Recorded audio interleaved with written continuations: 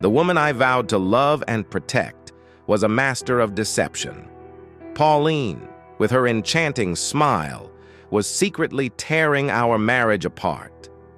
I caught her red-handed, tangled in the sheets with another man. My blood boiled, my vision blurred. This was no ordinary betrayal. It was a calculated attack on my very soul. In a fit of rage, I smashed the mirror, shards flying everywhere. I swore that night to make her pay, to strip away her lies and reveal the monster she truly was. The battle lines were drawn, and I would not back down. The reckoning was near. Don't even think about it. Think about what? Her. And who is her? Pauline French, my new friend Lucas said, leaning back with a sly smile. She works for the same company as you. Her dad owns our place and 3 others. So why does that matter? I asked. Lucas sighed. I knew her from school. By 7th grade, she was the center of attention thanks to her looks and her dad's wealth. That combo made her believe she was above everyone else. She'd get boys to do whatever she wanted and drop them when she got bored. My wife, who went to college with her, said she kept up the same behavior, Lucas added. His wife joined us, catching the tail end of the conversation. Yeah, she's still single. We're all around 28 to 30. If she's still alone, there must be a reason. I nodded. You met Bob in receiving. She was going to marry him until she met another guy on a work trip, ditched Bob, and flew off with the new guy. Turned out he was married with kids. He tried to set her up in an apartment, but she left him. His job was cut when his company lost her father's business. She stayed away until her dad made her come back. She's his only kid, Lucas explained. She'll inherit everything. Even without her looks, guys would still be around her. How come Bob's still there? I asked. He started working for her dad before they got together. He's good at his job and thought about leaving, but her dad convinced him to stay. Plus, he's married now with a 2-year-old and another on the way. I glanced at Pauline again. She was tall, even without heels, with thick, dark hair pulled up. She turned and saw me, smirking before turning back to her conversation. From that look, I could tell she was pretty and had a lot going for her. If I hadn't heard the bad things about her, I'd never guessed she wasn't nice. But that smirk said it all. I've seen that kind of smirk before. I tried to forget about her and focused on remembering the names of the people I met and what they did at the company. Knowing that kind of stuff is always useful. After about an hour, I said goodbye and left. The next day, I found a park and went for a run. I used to dislike running, but now I enjoy it. It's nice to just run and not think about much, just the ground under your feet. Running has become so normal for me that sometimes I catch myself thinking about all sorts of things while I'm doing it. I keep myself pretty fit. Back home, they have a challenge called the 3-mile run. It's a tough race. 3 miles to the mountain, up and down the mountain, and then 3 miles back. Just finishing is a big deal. Racing it is even harder. I didn't make it the first time I tried. I got too tired after the mountain part. I've gotten good at setting goals and achieving them. 4 years later, I won by 3 minutes and set a record. How? I watched the first run on YouTube and saw that the army guys did it with a 60-pound bag and their guns, all while singing. I ran until I could finish the path, then got a backpack and started adding weight. First was 10 pounds, and it nearly killed me. When that felt okay, I added 5 more pounds at a time until I could carry 25 pounds and sing the whole way through. By the end, I was all muscle, no fat. That fall, the folks running it brought in a group of those army guys for a show. They were all muscle and thought they could beat anyone. They said running it without a bag was easy. We all started together, but by the mountain, they were way ahead. I pushed a bit and got in front of them 2/3 up. They joked and yelled, but one guy got mad and tried to push me. I saw him coming and stopped quickly. He fell and rolled down the trail a bit. No one helped him. Going up a hill is tough. Going down fast is even harder. By the bottom, I was so far ahead they couldn't catch up. It was 3 minutes before the next guy, one of the army, finished. I had caught my breath and gave him water. Thanks, he said, then seeing me added, Sorry about the mountain. Jimmy's always been a pain. The lieutenant isn't happy with what he did. He missed. So it's all good. We kept talking, and in the end, I took them to see some places around here, mostly bars where meeting people was easy. Jimmy didn't join us. I planned to run about 10 miles and was 2 miles in, moving at a steady pace when I heard someone behind me. Lots of folks run with music in their ears, but I like to keep an ear out. A buddy of mine didn't hear a storm coming because of his headphones. He tried to find cover when lightning hit a tree right next to him. He wasn't hit, but the shock knocked him out cold for a day and a half. I stepped to the left, and she went by me, running fast. She had a smirk on her face but didn't say hi. We hadn't met, so she didn't know me. Pauline was dressed in a sleek sports top and form-fitting pants, her athletic build evident as we ran. Without realizing it, I picked up my pace, maintaining a respectful distance of about 20 feet. She glanced back, her surprise evident when she saw I was still there. Determined to shake me off, she quickened her pace. I fell back slightly, keeping about 40 feet between us. She stopped abruptly in the middle of the path, turning to face me. "Are you following me, jerk?" she demanded. I gave her a smile, which only seemed to infuriate her further. "Stop it!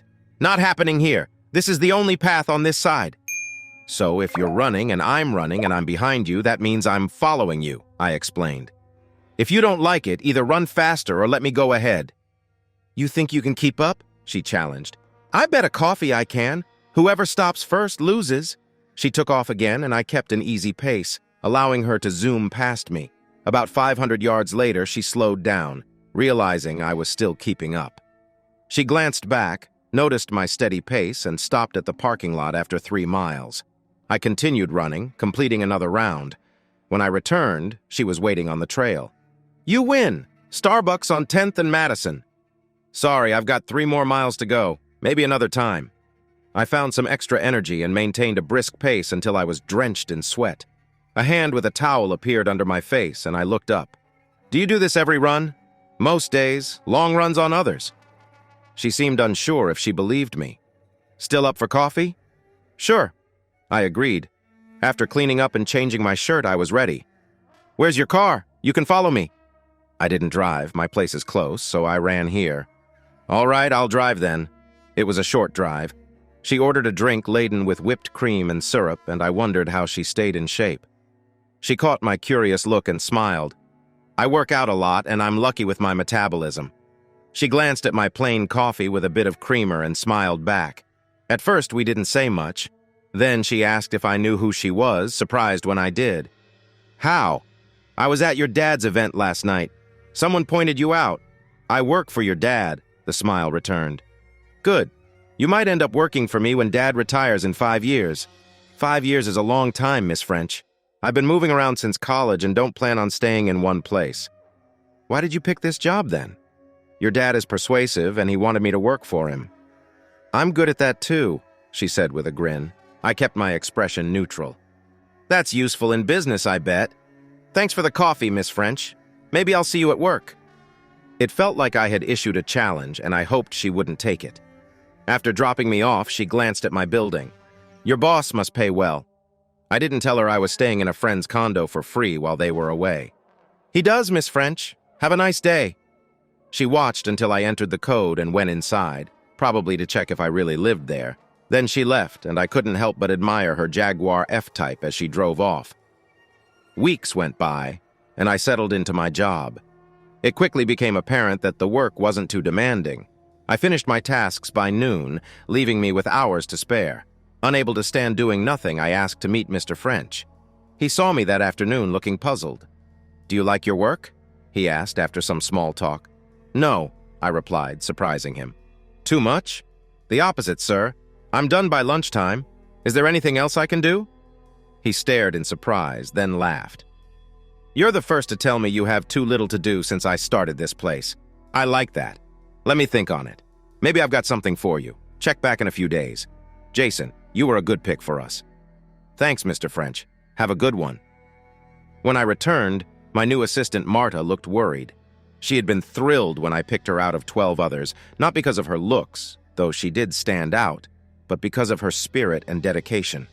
She had done her homework on me, knew the right questions to ask, and understood our goals. "Ease up, Marta. Things are about to get busy for us." "Can't wait, sir. When do we start?" "We've got to sit tight a bit longer. Did you finish those charts I needed?" "All done. Marked and noted with the key points," Marta said, her eyes gleaming with excitement. Looks like you've earned yourself a bonus with what's coming." Her joy was palpable as she dove back into her work. 4 days later, my boss sent me a note. "Drop by when you've got a sec." I knew that meant immediately. So up I went, greeted by his welcoming smile. "Take a seat, Jason," he said, waiting for me to settle down. "I've found the perfect project to keep you busy. We've been donating to various charities with mixed results. Some good, some not so much. One organization spent 85 cents of every dollar on office expenses, so we quickly stopped supporting them. Another charity, Go Deep Kids Help, was doing great until last year. The famous athlete who started it got into trouble for dating a married woman repeatedly. His career was ruined by an angry husband, and the charity couldn't survive the bad press." He paused, looking annoyed at the memory, then continued, "I've been thinking about consolidating all our company's charitable giving into one place. That place is you. Think you can handle it?" I replied carefully, "This isn't exactly what I had in mind, and it's a bit out of my comfort zone, but I'd like to give it a shot. If I feel I'm not doing a good job, I'll let you know first." He smiled, explaining more about the role, and just before I left, he added something that almost made me reconsider. "I hear you've met my daughter. She's asked about you. We'll need you both involved. I want her to be the public face of this initiative. Is that going to be an issue?" "I don't see why. We've only spoken once outside of work. I'm sure we'll work well together," I assured him. He stood up, shaking my hand, looking slightly hesitant. "I have to tell you, Jason, Pauline can be quite intense and goes after what she wants with determination. She's been engaged twice, both times to good men, but her actions ended both relationships. Consider this a warning. I'm not after your daughter, Mr. French. I think we'll get along just fine." I couldn't help but smile as he led me out. Back at my desk, I called for Marta. Her tiny office was right next to mine, like a sentinel. She came quickly, tablet in hand as always. "We've got a new project, Marta. It's going to require extra hours, some beyond our usual schedule. Starting now, you'll get a 10% pay increase and extra pay for overtime." Her eyes lit up. "What's the job?" "We're setting up an information hub," I explained. "Let's gather at the big table to discuss the details. Coffee?" "Silly question," she replied with a grin. Marta loved coffee as much as I did. We belonged to several coffee clubs, receiving a new bag each week, and we had an array of coffee makers for different moods. There was even tea, courtesy of friends in England. The first time I mentioned coffee, Marta had been surprised. "I thought, being from England, you'd prefer tea more." "Who said I'm from England?" she retorted. "Your accent, honey," I replied. "I don't have an accent." She looked at me wide-eyed, and I laughed. "You got it half right. I was born in North Carolina.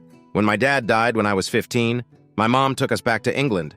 It was easier to fit in by adopting their way of speaking. I'm both American and British." "Well, cheerio, y'all," she joked, and we got to work. Now and then I'd glance over and see her head bobbing, her wild, short curls bouncing. It made me happy. Marta Martinique had an interesting background. Her mother was Haitian, and her father, a German tourist, left soon after a brief encounter. Marta's mother, half white, had married a very dark-skinned man who left when Marta was born. Marta's mother never remarried, but had a long-term partner who liked Marta a lot. He was a foreigner who came for weed but found Giselle instead. He knew a lot about growing plants and set up a small lab with the help of local growers. He discovered that too much THC could be harmful, so he developed a sativa strain that was only 9.5% strong. His friends sold it legally, obtained patents, and used the profits to fund Marta's education. A photo of him and Marta's mom was on her desk. "Let's get to work," I said, feeling optimistic about our new project. Also, one of her photos showed her with each of them. Tragically, they died in a plane crash returning from a meeting. Charity work proved to be full of tough battles, with many agents vying for the attention of big donors, often promising more than usual to secure their support.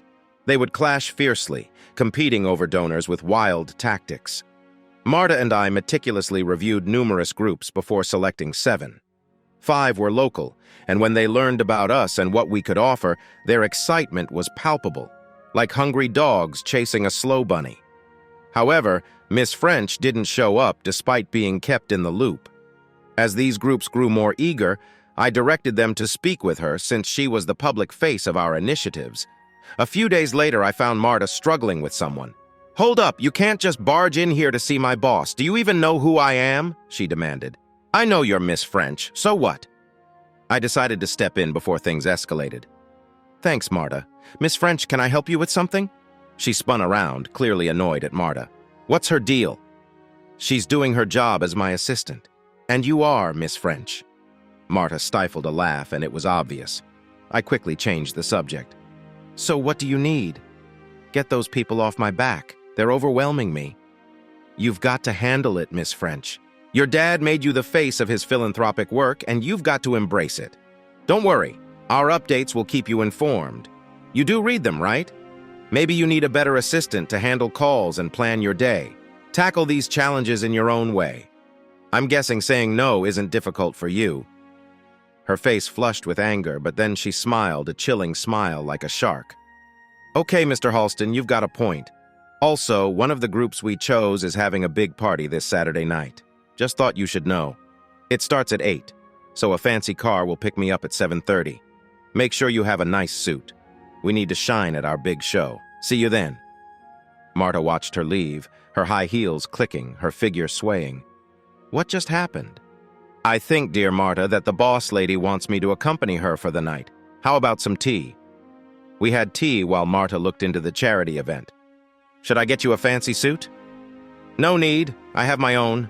One day, boss, you're going to reveal who you used to be. You've got a fancy flat, a shiny new car, and suits ready to go. Why stick around here?" "Just curious about living a different life. Make sure you dress up nicely and find a date." "Why?" "I need you to blend in. No one will know. You and your pretty face will make the guys act foolishly. See what you can find out." I handed her a card and a note. "Go here. They'll make you look stunning. You'll outshine everyone at the party." Marta certainly spent a lot on my dime. The next day, she entered, sat on my desk, and planted a quick kiss before laughing and jumping off. "Well, I'm all ears now. Met the snooty ladies, and your note turned them sweet.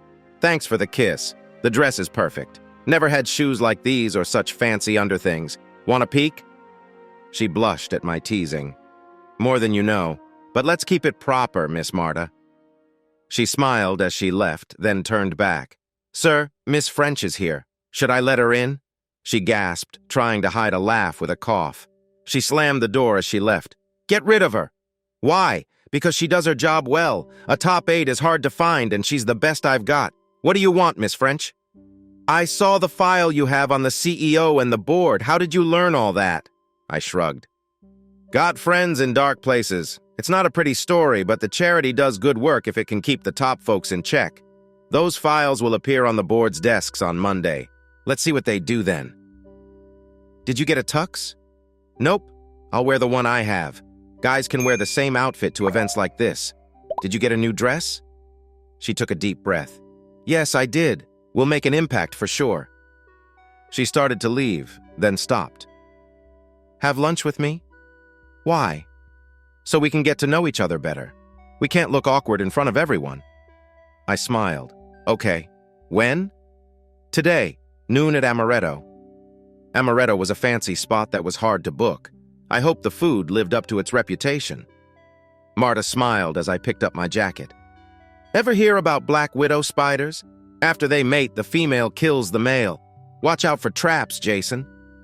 "I've dodged a few before, Marta. If she thinks I'm easy prey, she's in for a surprise. Have a good lunch." We arrived simultaneously, and she checked out my car, smiling. "Nice. Where from?" "England." She then noticed it was right-hand drive. The staff treated her like royalty. It was an Italian place, so I tried speaking Italian to the waiter. He was confused, but the owner understood and walked over to honor the guest. He spoke to me in his native tongue, clearly pleased to use it again. A moment later, I noticed Pauline making a face. "Sorry, Miss French, you don't speak Italian, right?" "No, but it sounds lovely," she replied. Giuseppe grinned. "It's the language of love, Miss French. Now, what can I get for you? I have a few special dishes in mind for such a fine pair." Before she could respond, I placed our order in Italian. He nodded and left. "He didn't ask what I wanted," Pauline noted. "I ordered a meal I loved back in Milan. I want you to try it." She seemed a bit happier. "So you lived in Italy after England?" "Yes, for work. I also spent time in Madrid and grew up in London. I went to Eton and got a higher degree from Seville. Do you know the languages?" "Yes, I speak French, Spanish, and a little Portuguese. I pick up languages easily." "How about you?" She smiled. "Yes, in fashion and food. For everything else, I stick to English." The meal arrived, and it was fantastic. Giuseppe kept checking on us until I assured him it was the best I ever had. He smiled widely and left us to enjoy. After the main course, we had dessert and strong coffee. Lunch lasted an hour and a half. As we stood by the car waiting for the valet to bring our rides, I mentioned, "I got a call from the big boss just before we ate. He really wants to meet us tomorrow to discuss our findings. Can you make it?" "If you need me, I'll be there." I opened her car door and she surprised me with a quick kiss on the cheek. "Thanks for today. It was nice. See you at 2 tomorrow." "Have a nice day, Miss French." "Call me Pauline," she said as she drove off. Back at the office, Marta gave me a look, happy I was in one piece. "How did it go?" "Better than I thought. Turns out the lady can be quite pleasant when she wants to be, but I'd still watch out for those sharp teeth. Your notes are on your desk." We worked late, and when I got back to the condo, the doorman gave me a funny look. I didn't understand why until I opened the door. There stood a tall, blonde, blue-eyed woman with no clothes on. "Hi, honey. I'm back." She started laughing. I always wanted to say that, not as fun as I thought. I kissed her, and she kissed me back. "Make us a drink, will you?" She sat on the couch, legs wide as I made the drinks. Another woman, also without clothes, emerged from the bedroom. Her dark skin glistened. "Leslie, close your legs," she scolded. "You look like you're chasing something you wouldn't know what to do with if you caught it." Leslie the blonde and Carmela with dark skin loved each other and were married. I was staying with them. Carmela had never been with a man and didn't want to try. Leslie hadn't been with a man either, but one night on an island after some drinks, she asked to touch me. We laughed as she carefully explored, sharing the experience with Carmela. "You should feel this, love. It's both hard and soft, and it's beating. It's not pretty, but it pulls you in. What's that on top? It's the stuff a guy makes when he's happy to make it easier to enter a woman. Remember your school lessons?" "Yes, dear, but seeing and touching is different from reading." It started to hurt, so I moved her hand away. "I think you've learned enough now." "Not yet. I want to see it go." "And how do you plan to do that?" "I'll use my hands. Nothing more." Carmela gave her a look but then laughed. "Just this once, and only if Jason is okay with it. If you ever go near another man like that again, you're out." What followed was one of the most awkward hand jobs ever. It hurt sometimes and felt silly, but we did it. Leslie yelled when I finished, and Carmela laughed until I accidentally got her too. Afterward, Leslie asked if all guys did that much. "I have no clue. The more you do it, the less there is. It's been a while for me." "Why?" "You're young, good-looking. You should be having fun." "I could if I wanted, but right now I'm taking it easy. Victoria, right?" "Yes, she knows she messed up." "Well, you learn from your mistakes. Too bad she learned too late." Victoria was a friend of mine. If you've seen a fancy magazine in the last 5 years, you've seen her face.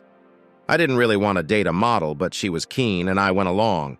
Things got serious between us, but everything changed when I flew down for a photo shoot and found Victoria entangled with the photographer and a male assistant. The photographer was a woman and Victoria tried to claim she was drunk, but at 9 in the morning that excuse was hard to believe. Then she accused them of making her take something, which angered the photographer so much that she quit on the spot. I was in charge of the shoot, so I had to scramble to find a replacement. We crossed paths at the airport, me leaving, him arriving. He later told me it was a tough shoot because Victoria kept crying, messing up her makeup and the lighting. What should have taken 2 days dragged on for a week. She tried to reconcile afterward, but I was done. Her career continued for a while, but eventually slowed down. Last I heard, she was working for a plus-size clothing catalog. Despite putting on some weight, she still looked stunning. I vowed never to date a model again. There were a few short flings, but nothing serious, just fleeting moments that came and went. I grew tired of the constant travel, the temperamental personalities, and the rigid rules of the modeling world. So I left it behind. Occasionally, I still got calls for advice, and if I liked the person, I'd help. But that was it. That's how I ended up living in the condo. Leslie and Carmela were home for 2 weeks before heading out again, just wanting to relax. I took care of them and promised we'd go fishing on Sunday. I had introduced them to fly fishing, and they loved it. They got all the gear, and each trip felt like a photo shoot. Watching Leslie catch a big trout one day inspired me to make some calls, and soon they were on the cover of Fly Fishing magazine. For the article, they fished in a private spot in the Smoky Mountains, wearing bikini tops with their waders. It made me laugh because they usually fished topless to avoid tan lines for work reasons. This started a trend. The magazine wanted them twice a year to test gear, which took them to places like New Zealand, Colorado, and the Swiss Alps. In the Alps, they fished for mixed trout, big ones due to a mix of native and North American species, thanks to war and poor management. That issue sold exceptionally well. They had one rule: I had to come with them if I could. I even got featured in the magazine as their fishing guide, even though they had become better at it than me. The Swiss trip was turned into a documentary that aired on TV and Netflix, and people loved it. Pretty women, stunning views, and big fish. It was a recipe for success. They also helped save fish habitats, attending events when possible. Eventually, they bought land in North Carolina with 2 trout streams for their future home. It showed that even simple actions could lead to big dreams. Mr. French, who loved fly fishing, saw me in the magazines and did some digging. When I quit modeling, he was all over me to join him. We talked for the first time by a river, fishing. He believed you could tell a lot about a man by how he fished. I wasn't sure, but that's how he saw it. Leslie found out where I ended up and gave me a call. If you're still looking for a place to live, stop. We live in this town but are hardly ever home. Use our condo. Despite top-notch security, someone broke in, took photos, and rummaged through our things. They caught the guy leaving with a backpack full of our lingerie. He wanted to sell them online, even the ones we'd worn. Worn supermodel stuff sells for a lot. Man, I was sitting on a fortune back when I was modeling. Who would have thought? Creeps and thieves, it seems. I'm sending you the access codes and a note for the management. Lots of residents travel and they're cool with house sitters. Just stay away from our dirty laundry. Guess I'm too late for that. But sure. They stumbled upon the charity event and looked up Miss French. She's super hot. Yeah, and she knows it. You going to go for it? What is this, high school? I don't plan on going for it. Feels like she's got too much going on. Leslie stared at her pic on the company's Facebook. I would, though. Carmela shot Leslie a look, and she quickly added, I mean, if I were into guys and not totally in love with my wife, Jace should go for it just because. Carmela laughed. You've got that right. Jace is too good to just go for it. He works for her dad. If he left her afterward, she'd be sad and talking to her dad until he had to do something about it. They joked around before the big night. I should have noticed they had a plan from their smiles, but Miss French kept me busy. We met with the chairman and some selected board members. He didn't like what we told him. By the time of the gala, he was missing a CEO, a CFO, a lawyer, and 2 board members. He tried to keep it quiet before the event, but word would spread by Monday. My friends fussed over me like worried mothers before I headed to the limo. Pauline lived in a spacious room above her dad's large garage. Pauline had her own entrance, allowing her to come and go unnoticed by her parents, even if she had guests. I expected to meet her there, but she texted me to meet at her parents' house instead. Ringing the fancy doorbell at exactly 7:30, it felt like we were teenagers heading to our first dance. Her parents fussed over us like we were 16 again. One day, Mr. French called me with a favor. He was supposed to take his wife to lunch but had a vendor problem. Could I take her? I brought her to Giuseppe's, where we were treated like royalty. This gesture endeared me to Mr. French even more. When I took Carmela and Leslie there for dinner, Giuseppe proudly displayed our pictures like trophies, even one with the girls kissing his cheek. Giuseppe, in his late 60s, seemed overjoyed, which made Mrs. French curious. You know these women? She asked, noticing Giuseppe's excitement. They're just old pals, I said, smiling. I've known them since Leslie was 17 and Carmela was 20. We met because of a job I had, and I helped them out of a bad spot once. They kind of took me in after that. Are they lovers? You don't have to say. They look so happy together on TV. They're married. I was the best man at their wedding in Crete. They're really in love. "Have you ever, been with any models?" she asked, her tone playful. I replied in a mock-serious voice, "Why, Mrs. French, are you asking me to spill secrets? That wouldn't be proper, would it?" She laughed like a schoolgirl. "I think, dear Jason, you've got more stories than my husband knows. Sorry for an old lady and her daydreams," she sighed. "Old? Haven't you seen how Giuseppe looks at you? He sees you like you're the last piece of chocolate cake." She smiled, showing dimples that I found sweet. But I was serious. She was attractive for her age, and he clearly liked her. I think I saddened him when I mentioned she was married to a very wealthy man. After that, she would always come by to say hello whenever she was at the restaurant. She even took Marta out once to try and learn more about me, but Marta knew very little and wouldn't spill any secrets. Mrs. French returned alone, snapping photos with a high-end camera. "Don't they look good, Robert? Such a handsome pair. They'll surely turn heads tonight." She gushed until Mr. French gently interrupted her. "Honey, let them be. Think about the flowers for their big day while they're out." "You two behave and don't make us look bad. I want to hear all about it by Monday," he said. Mrs. French blushed at the flower comment, then laughed. "White and pink? I know just the right place for the dress. And start thinking about the kids. They'll give us grandkids someday." Pauline's father often dreamed of grandchildren to carry on the family name, but with 2 broken engagements, it seemed he'd have to wait even longer. As the limo dropped us off, we stepped onto a red carpet. Cameras flashed wildly, and we became the center of attention. Her father was a prominent figure in town, and Pauline was well known. People were curious about me, guessing who I was. Pauline basked in the attention like a queen, confirming my initial impression of her love for the spotlight. I smiled and stayed in the shadows as best I could. Her dad wanted her to be the face of it all, so she had to shine. After a while, Pauline noticed. "What are you doing?" "Just making sure you shine." "Why?" "Because your dad sees you as the new face of his work. I don't want to steal that spotlight. You should be with me. We should be the face of it for now." "Yes, but later when I'm gone, they shouldn't have to wonder about me. Better keep the light on you." She looked annoyed, unused to such straightforward talk. She needed to learn to take the rough with the smooth. Her smile stayed fixed as we met new people, and she caught up with old acquaintances. Some seemed like fake friends, all smiles and backpats, but ready to betray her. One woman was all sweet talk, but her eyes revealed a disdain that was hard to miss. I smiled as she walked away. "She's not a fan of you." Pauline just smiled. "That's Nancy Wilde.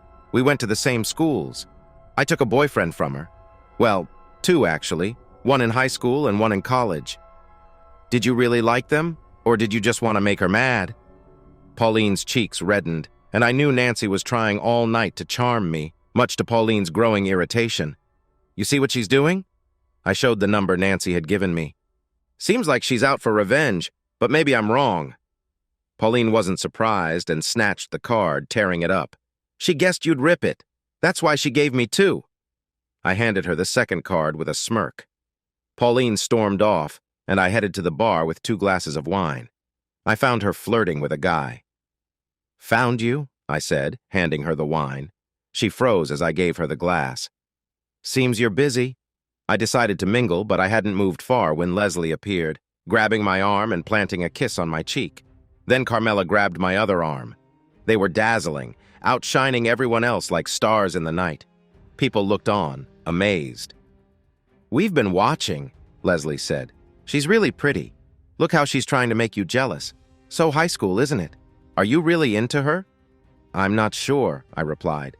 "Like you said, she's acting like a teenager. Maybe something happened that kept her feelings young." "Oh, she saw us. I can almost see the smoke from her ears." "And here she comes," Carmela noted. Soon, Pauline stood before us with a puzzled look. "I see you finished talking with your buddy. Let me introduce Leslie O'Brien and Carmela Valdez, 2 old friends of mine. This is Miss Pauline French." Leslie extended her hand with a smile while Carmela remained more reserved. "Evening, Miss French. How do you know our Jason?" Carmela asked, emphasizing our, and smiling when Pauline looked unsure. "He's my date tonight," Pauline stated. Leslie jumped in. "Really? We thought the guy you were chatting with was more than a date." "An old friend," Pauline replied, tension evident. You let him go? Carmela asked. No, we just wanted different things and grew apart. Jason, dear, let's go around. We're here for a reason. Carmela tightened her grip on my arm, clearly enjoying the situation. Yes, love. Ladies, good to see you here. A surprise. Do you support the charity? We think it's good, but we've been wrong before. We'll look into it and tell Jason our thoughts in a week. Have a good evening. They both kissed me on the cheek before walking away. Pauline tried to hide her curiosity and unease, unused to women as beautiful as her, not caring about her. I know them really well. I'm living with them right now. They're great, right? I said. She pulled me out to a balcony, looking serious. You've got a fancy car. I know the guy who made your suit, and he's super pricey. Plus, you're with top models. What's your deal? I gave a small bow. I'm Jason Halston. The suit isn't too pricey. Alberto gave it to me because I helped him once. The car did cost a lot. Mr. Hauptmann made it just for me. As for the models, I'm just watching their place while they're working. She rolled her eyes. So you're tight with a big-time designer and a big shot from Mercedes. Got any other famous friends? Maybe, if you count lots of fashion folks, rich guys from all over, movie stars, and loads of models. But I didn't go bragging. Just said my old job got me around. We mingled with the crowd and danced when the band started. She sighed as we moved. Of course, you dance great. Can you do anything wrong? I can't draw a straight line. My diving is bad and I'm no good at rap. But other than that, I'm almost there. She tried not to laugh. Guess you're not perfect. To be fair, if I try to shoot at you, don't worry. I miss. Don't let me drive mad or we'll never make it. And never ask me to dance Irish style. I look like I'm falling apart. The way she put it made me picture it. So we just gotta keep going. Being human and all. Pauline seemed like she owned the place, dancing with the city's big names. She looked upset when I danced with their partners and friends, including Leslie and Carmela. Then they played the tango. Nancy paid the band $500 to play it and grabbed me quickly. I knew how to tango from my time in Argentina and Brazil. She barely kept up as I used my best moves, and by the end, it looked like we were way too close on the dance floor. I left her there, catching her breath, and walked back to Pauline and the group. Leslie looked shocked, and Carmela was trying not to smile. Pauline seemed torn between anger and amusement. Did you miss me? I asked, grinning. She couldn't find the words, so I just took her out to dance again. We moved slowly this time, and she got as close as she could. It felt pretty good, honestly. After the dance, she touched my face. You're not easy, are you? Ask them what happened to the last lady who tried to control me. If you're real with someone, you don't control them. You work together. I saw her chatting with the group while the big boss tried to talk to me. Can we count on your help? I can't say because I'm not in charge. Miss French is. She said we'd talk on Monday. He walked away, looking disappointed after Pauline shook her head at him. Things might not go as he hoped. As the night wore on, we said our goodbyes, Leslie joked, asking if they should wait up for me. Pauline looked sad at first, but ended up smiling as we got into the car. You've got fun friends, she said. I do. Boring or not, smart people aren't worth my time. I stick to those who keep me on my toes. She moved closer to me as we drove. Do you think I'm interesting? A lot. Miss French and I grew closer, and I was surprised when she playfully bit my ear. Don't joke. If you do, you might need to fix your ears. And if you call me Miss French again, I'll think it's too much. Okay. What should I call you? Honey would be nice. Dear is good too. Got it. Honey dear. Yay! You have a cute name for me. There's one more thing you do that we need to fix soon. What's that, dear? Honey? You talk too much, she said before kissing me. The next 15 minutes were a whirlwind. As we kissed, her body responded, and I felt awkward with my own reaction. Pauline made it worse by touching me over my clothes. I was pulling up her dress, and she tried to open my pants when we heard the crunch of gravel. We knew we were at her dad's house. We fixed ourselves just in time as the car stopped. We might have made it to her place above the garage if her mom wasn't there waiting. I helped her out of the limo and walked her to the door. Thanks, Miss French. That was really nice.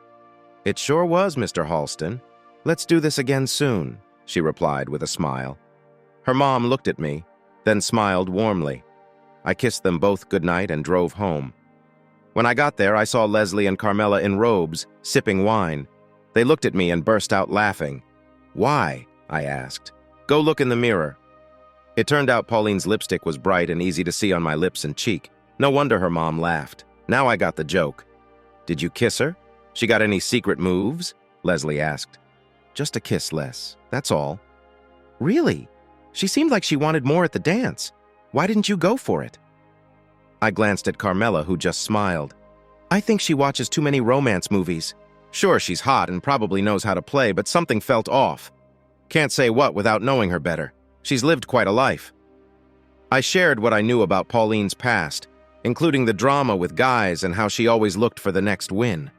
It's like she's always fighting to win, not caring about who she's with. Just wants to reach the top and then find the next thing. We've seen this game before. It never ends well. Carmela is not just beautiful and rich, she's also very smart with a degree in psychology and plans for more school. She's doing well and plans to keep it up. Les isn't as street smart. If not for us, she'd be out of money. She fell for every sad story and bad deal until Carmela took over her finances. That sorted her out.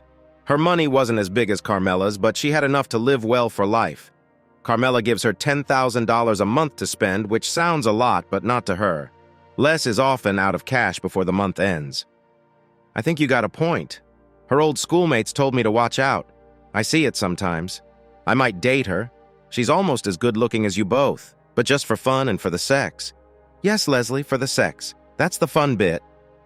I went for a run the next morning to get rid of the heavy food and drink from the night before. It felt great. I ran back, showered, and got ready. Mrs. French, who said to call her Monica, asked me to lunch on Sunday and was taken aback when I said no. "I'd love to, Monica, but my friends are leaving Monday and I promised to spend the day with them." "Those two model friends of yours, you sure they're gay?" "Totally sure," she laughed. "No, dear, that's okay. It shows you what else is out there. We have nice girls around here, too." "I know that very well. How about next week? Let's try Giuseppe's on Friday. See if your husband can handle seeing someone else want you." "Oh, Jason, I would say you're smooth, but that's not enough. You're top-notch. See you Friday." Then an idea came to me. "Monica, can I speak to your husband?" "Sure, honey, just a second." He picked up quickly, probably close by. "Hello, Jason." "Morning, sir. Have you fished Holloway Mountain?" "That place? You need gold rods to get in. I'd love to fish there, but no trout's worth that much." "And that's why you're doing well. I got a chance to fish there Sunday.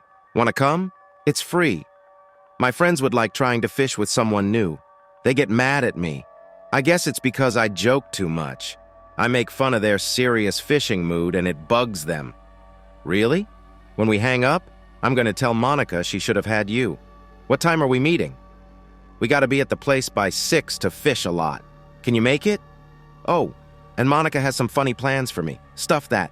It'd be weird if we were kin, so just hug her for me instead." "I get your point. I'll be kissing Monica as soon as we're done talking. I'll see you there, happy as anything. Just don't bring actual bells in it. Scare the fish." Her laugh and his matched as the call ended. A bit later, she called. "I hear you messed up my Sunday plans." "Sorry, love. Got something else?" She sounded less mad. "Okay, but after this, you're spending more time with me." "Sure, they're gay. They said they want to show me new things. Could be interesting." I caught her sharp breath. "You're a handful. You know, if I thought any of what you said was real, I'd be really upset. Seems you don't need those lessons. But if you do, they come from me. Got it?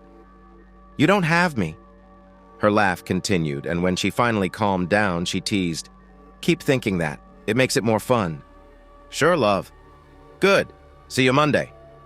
Rob, who insisted I call him by his first name during our time off, looked shocked when he saw who stepped out of the big car. The ladies looked great, even dressed for the cold. They were ready to fish, but still caught everyone's eyes. They calmed Rob down by chatting about fishing and their favorite lures while I got the gear from the car. The guide we picked greeted us and took us on small off-road rides. I smiled when I saw he had the girls with him while Rob and I followed in another vehicle. It took us about an hour to reach the fishing spot and another 20 minutes to set up. The guide wasn't happy when Carmela chose me as her partner, and Leslie teamed up with Rob. We fished until 11, then stopped for lunch. We all caught fish, some big ones too, but we had to release them because of the rules. Rob was even more surprised when we found a small shelter up the path with everything we needed for lunch. They had lamb or duck with perfectly paired vegetables and a little dessert. We ate sparingly, not wanting to feel heavy while moving on the rocks, but it was hard to resist. After the meal, we rested for about 20 minutes, enjoying coffee. Then they took us to a bigger stream with deep spots and strong currents. Leslie and I teamed up while Carmela partnered with Rob. We tried to talk while we fished. He really likes you, Jason. He has big plans for you, even if things with his daughter don't work out. He thinks you make her a bit scared, and he's happy about that. He's a good guy. I respect him a lot. I think I make him a bit uneasy, too. As the day was ending and we were about to head back, we heard loud cheers and laughter. Leslie and I walked down the stream to see Rob with a huge smile, holding a massive 25-inch, 14-pound trout, a record for the stream. Most people would have mounted it, but after snapping some photos, he released it back into the water. "It was the catch of a lifetime," he said. "I want someone else to feel this joy." The pictures were later printed on fancy paper. One went up at the lodge, and he framed another at work, right where everyone could see it. He got a short bit of fame in Fly Fishing magazine and a pat on the back for letting the fish go. He kept some magazines in his office, flipping through them when he needed to relax. Monica felt a bit left out, so I figured we'd treat her and the girls to a spa day soon. Pauline didn't know what to make of it at first, but ended up feeling happy for her dad. Turns out supermodels don't pack much when they travel. They don't need to since they get what they wear. Leslie and Carmela each took just a small bag. I dropped them at the airport, and after some goodbyes, off they went. It would be 5 weeks until they were back. As they went through security, Leslie turned and joked, "Don't touch our dirty clothes. We sent them off to be cleaned this morning. Be nice and put our undies away when they come back, okay? And no wearing them. It ruins their shape." Carmela grinned while an old lady nearby looked shocked. I tried to calm her.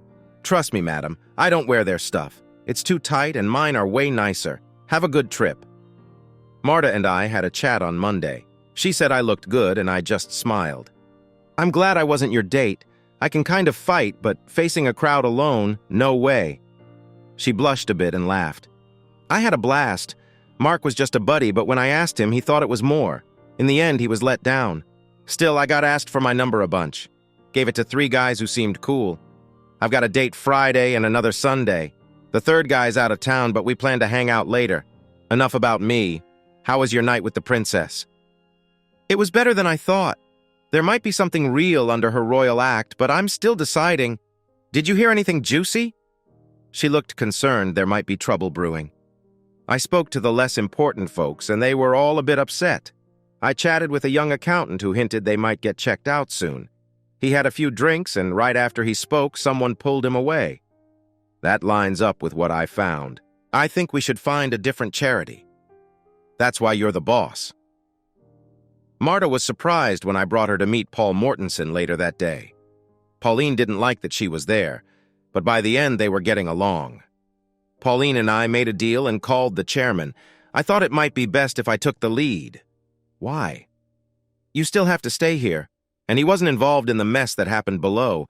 He was supposed to oversee things, but missed something. He might be helpful later. I'll look like the bad guy, and you can still make friends with him when we need him. Pauline looked at me curiously. Do you always plan this far ahead? Do you have more people like Marta working for you? I smiled. Dear, that's something you don't need to know. I set my aims, figure out the best path, and gather all the information I can before making a move. This method has always worked for me. She smiled back. I've got my own plans too. I can't tell you yet, but you'll find out soon enough. Let's make that call. We got on a conference call in her office, skipping the small talk. Mr. Wells, we've decided not to support your charity. We wish you luck, and maybe there will be something specific we can join in on later. But that's all for now. I'm in a tough spot. Is there any way we can work together? Mr. Wells pleaded. Mr. Wells, do you know how much you spent on last Friday's event? Pauline asked. I don't have the exact amount. I do. You spent about $150,000 on the venue, food, parking, music, and drinks. You do this twice a year. From what I heard, You only made about $225,000 from it, which is half of what it costs to put on. That's not smart spending. Your charity spends $3 million a year, and 2/3 of that goes to pay people. Your boss makes almost $1 million, the lawyer bills for $250,000, and your CFO, who approves these expenses, set his own pay at $359,000. Plus, 2 board members profit from dealings with your group. About 80% of what people donate goes to operational costs, leaving little for those in need. He responded quietly. I reckon your numbers are spot on. I asked for someone external to review our finances, expecting they'd find some discrepancies. It bugs me that the lawyer ensured they'd get a big payout if we let them go. They get a whole year's pay if we fire them. I'd suggest going to court, but that might not end well. Maybe we should expose those responsible to the public. That might make it harder for them to find similar work and could garner sympathy for us. How about we issue an apology in the local paper and name those at fault?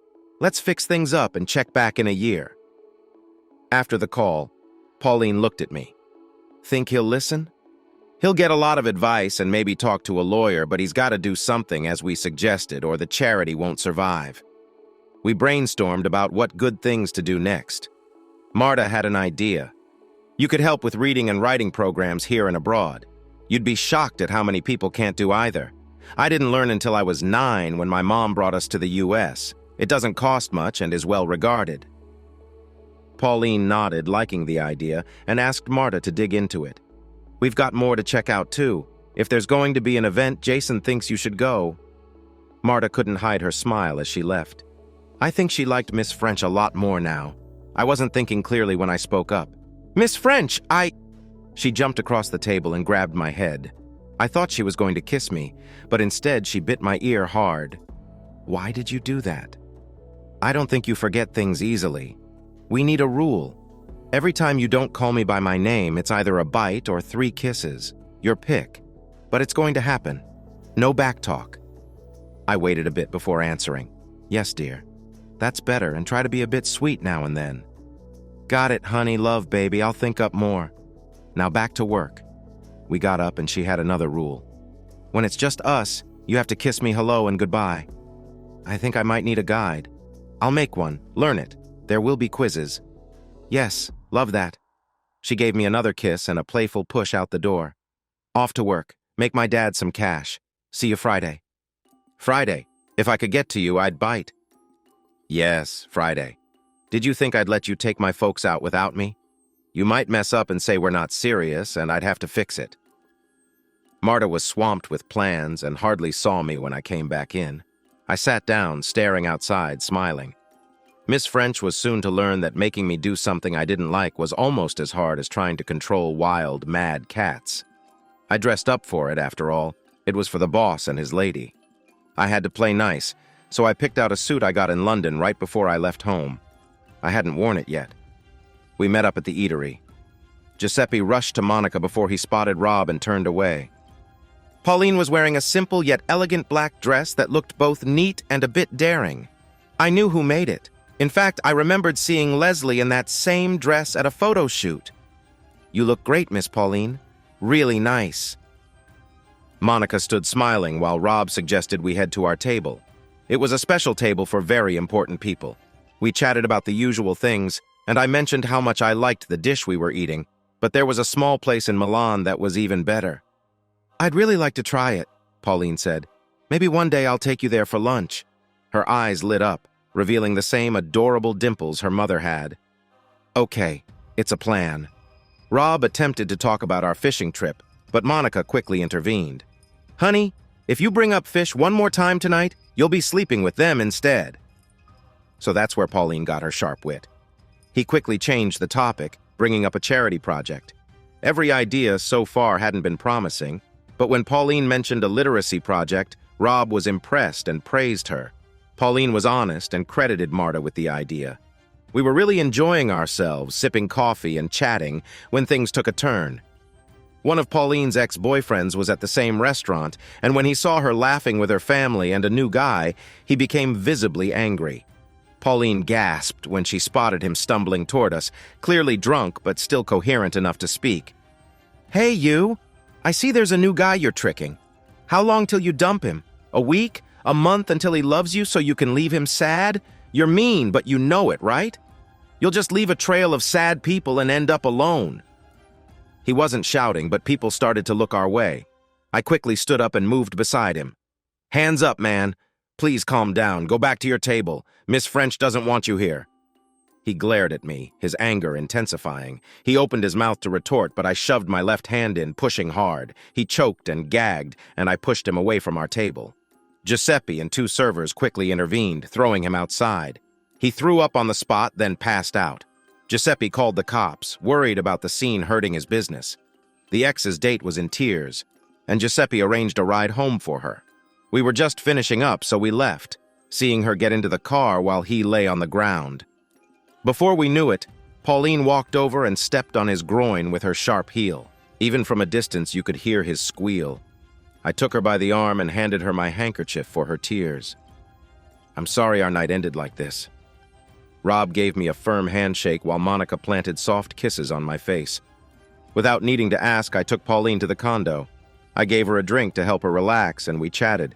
She shared deep thoughts and feelings, likely things she hadn't told anyone else. I just listened and comforted her. Later, she fell asleep in my arms, and I gently carried her to bed, carefully removing her shoes and dress. I stripped to my shorts and went to bed too. She cuddled close, and I was out like a light. When I woke, she was looking at me. "Morning. How about breakfast?" "Just coffee," she said. I got dressed and started the coffee while she got ready. She was quiet, a bit sad as she drank. Setting her cup down, she said, "Last night was a first for me. It's the first time I've slept next to a man and woke up with my clothes on. It kind of hurt my ego, but it was better for your soul. You were with someone who cared enough not to take advantage when you were vulnerable. That has to mean something." She began to cry, and it took me a bit to soothe her. After washing her face, she returned with a laugh. "I've got to do the walk of shame without actually having a reason to be ashamed. Feel strange? Maybe not." I went into the girls' room and rummaged through their closets, finding some cream pants and a light yellow shirt. I smiled, thinking of Leslie's remark as I searched their underwear drawer, finding a new set from a fancy brand in France. I handed them to her. "These should fit. I'm sure they won't mind loaning them to you. The panties will be okay, but the bra might be a bit tight. You might not even need it." She checked the tags. "How do you know?" "Been around makeup and hangers-on. Get dressed and I'll take you out for a meal." I knew models take forever to get ready, but she was done in 20 minutes. She had her makeup in her bag, light eyeshadow, soft pink lips, and her hair in a high ponytail. As I guessed, her outfit and ponytail made her seem younger, kind of innocent. "Got any clue what this all would cost in a shop?" "Nope, but your look makes it worth it." Her touch was gentle and affectionate. She pulled away, got a tissue from her bag, and tapped my lips. "Should leave it so everyone knows you're mine. Let's eat. I'm starving." She knew the place well. We had French toast, omelets, and 3 blood orange drinks. We ate a lot. She wasn't happy when I took her home, so I gave her a peck on the cheek.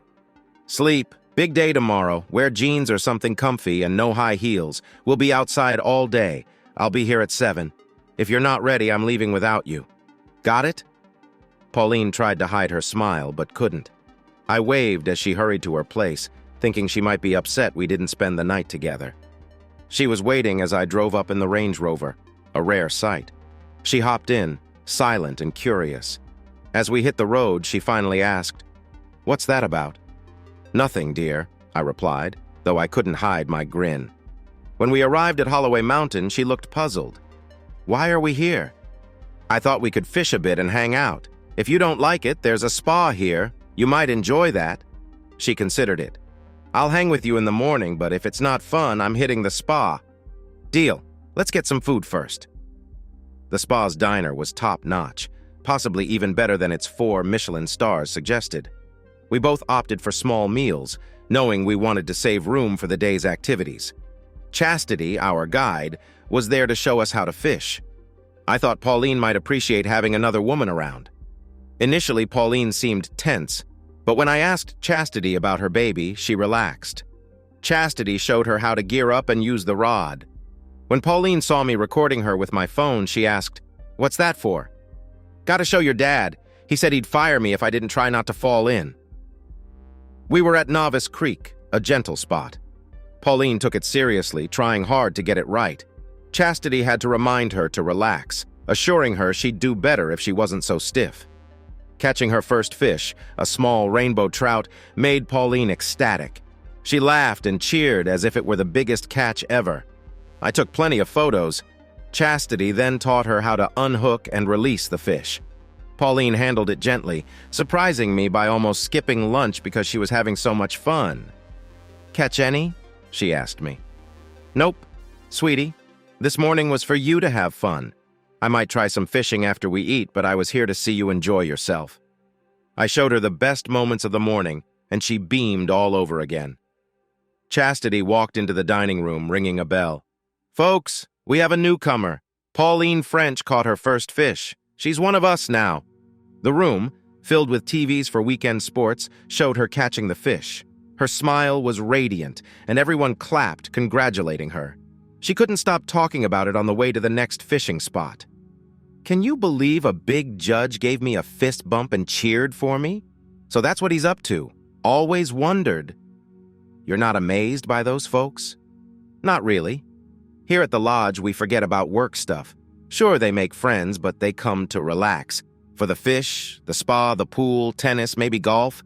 They even had a big golf tournament here last year. "You play golf?" Her eyes lit up. "I was on the golf team in college with Rosie. We did great until a top team took us out in the semifinals. Rosie's a big deal in women's golf now, winning a lot. We should play sometime. It's been a while for me. Where'd you play last?" "St. Andrews." Pauline made a face and switched topics. She struggled with a tricky spot, hanging up twice before getting it right. We were almost done for the day when it happened. Pauline hooked a huge fish. The reel buzzed as Chastity and I watched and helped. Pauline slipped and fell into a 3-5-foot-deep pool, fully submerging but keeping the rod above water as she emerged, shaking her head like a wet dog. The fish was still on the line. It took 5 more minutes to reel it in. A massive fish, 3 inches longer and 4 pounds heavier than her dad's record catch. It broke the club record. After verifying the measurements, she released the fish, but not before making me snap a picture of her kissing it. The clubhouse buzzed with the news. I signaled and drinks were on the house. "What's happening?" she asked. "When someone sets a record here, they have to buy drinks for everyone. Kind of like a hole-in-one in golf." I left my purse inside. "You couldn't pay anyway, you're a guest, so I cover it. And these trips with you and your dad, they cost me." She had 2 shots of brandy and went with Chastity. She returned in a club shirt and dry jeans, her big catch replaying on the screen. I tried to tip Chastity well, but she said Miss French had already covered it. I gave her a good tip anyway. She was a college student with a kid working hard. She hugged us both, then smiled. "I shouldn't ask, but I want to come to the wedding." "What wedding?" "Yours and Pauline's. You two look good together." Pauline tried not to smile, but her eyes sparkled as we walked to the car. "We're not there yet. It might not go that way. But yes, I like being with her." "Sure thing. Have a great week, Mr. Halston." Once we got back to her parents' place, her dad rushed outside before I could even stop the car. "How'd it go?" Pauline laughed and hugged her mom. "I've got a video." We hooked up my phone to the big TV in the den, and her dad watched, mouth agape, as his daughter, who had resisted fishing for years, shouted with joy at catching a fish. When the video ended, he was stunned by the size of her catch. "I'm mad at you right now. We could have been doing this together when you were a kid." She hugged him, pecked his cheek, and laughed. "I'll make it right. Don't plan anything for Monday after work. You're taking me to buy all the gear I need. Next Saturday, we're going fishing." He couldn't hide his delight. "Shouldn't your boyfriend be the one to take you?" "No. This is a dad and daughter trip, long overdue." I saw Monica get a little teary. "Monica, you're with me next week." "What? Let them have their fun. I've got something even better for you. Be ready at 8 a.m. sharp on Saturday." I looked at Rob. "You don't mind if I keep your wife company for a bit, do you?" Monica blushed, and they all tried not to laugh. "Just make sure she comes back the way she left. Not a single hair out of place, I promise." After a light dinner, Pauline stood up. We're heading to my apartment. Don't come knocking before noon unless it's an emergency. Got it. I knew I was beaming, which made our parents smile. Pauline pulled me upstairs. Her apartment was huge and nicely decorated. I told her so, and she smiled. Just wait until you see the bedroom. A month of longing erupted like a volcano. I got to know every inch of her from head to toe. Pauline would moan until she got hot, then she'd let out loud shouts. I'm proud to say I got her to shout 4 times before the sun came up. She made me explode twice. We lay breathless at 3 in the morning. When we could breathe again, she asked, "How did you learn to do that?" I grinned in the dim light. Ever heard of traveling around the world? I really went around the world. I wanted to learn new things everywhere. When I settle down, I want to be the best lover, so she stays. Her voice was soft near my ear. A girl would be dumb to leave after what you did. And my dad didn't raise a fool. I know you don't love me now, but you will soon. I don't know. Maybe I should play hard to get to keep you interested. I thought she was going to hug me more, but instead she bit me. Ouch! Sorry, sweetie. Won't happen again. Good. You'd look funny without those cute ears. Sleep sweet. We'll talk more in the morning. She fell asleep fast and snored softly. I fell asleep listening to her at 10 inches in the morning. Someone knocked on the door. Pauline jumped up fast. I'm going to kill them. Running to the door with no clothes on might not have been smart. Following her just as bare was also not smart. When she opened the door, Monica got a full view before she turned red, then smiled and handed Pauline a tray. Here, thought you might need some food. Go on, kids. Pauline, looks like you're doing fine. I felt my whole body heat up while Pauline laughed hard. Thanks, Mom. We'll get back to it after we eat. As soon as the door shut, we both couldn't help but smile. That was a bit much, I said. It'll be a funny tale later. How many would-be mothers-in-law can say they know all about their son-in-law already? I froze. I could feel things slipping. She caught it too. Don't fret, love. Guess I jumped the gun calling myself that. Maybe it's too soon. But you're the type I've been looking for. Strong, fearless, someone who doesn't care about Dad's money, someone who can pull me back when I'm about to do something dumb.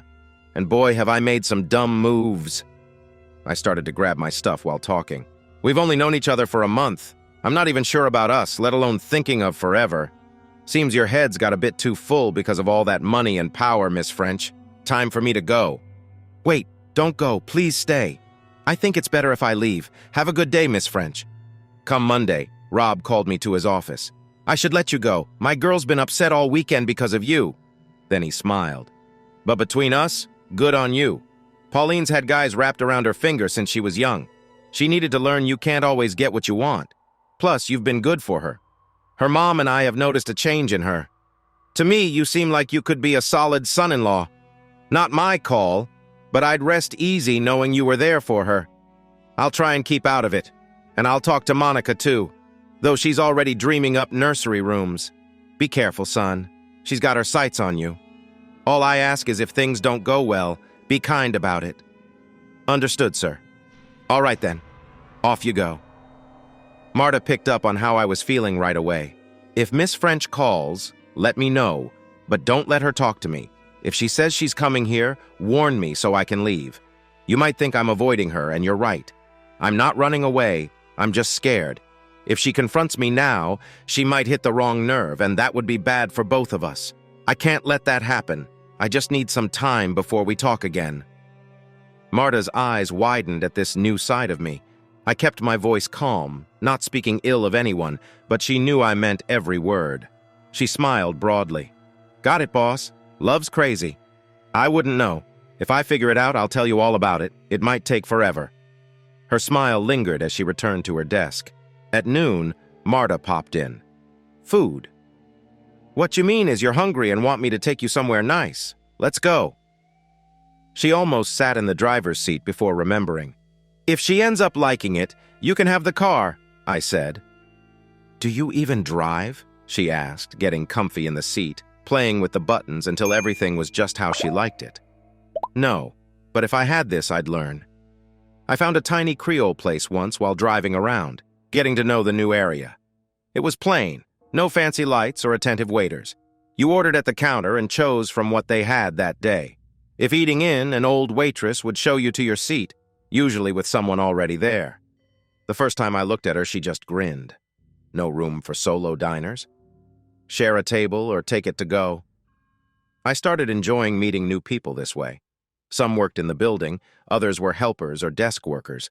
Some were doctors, lawyers, or other professionals. I had a fun game. If I was with normal folks, I'd let my Carolina accent show. If it was a group in suits, I'd use my fancy English to impress them. I almost got in trouble once for bringing Carmela and Leslie with me. They wore jeans and nice tops, barely any makeup. They still got looks, but no one recognized them. Not many fashion-minded folks there. They loved the food so much they talked about it on a TV show, calling it a top spot in their hometown. The place got busier, with lines out the door by noon every day. The owner found out I helped spread the word and thanked me, gently scolding me as well. From then on, I mostly took my order to go. The owner smiled big when she saw us rushing over. "You brought another beautiful lady friend? You're going to be the death of me." "Yes, you are."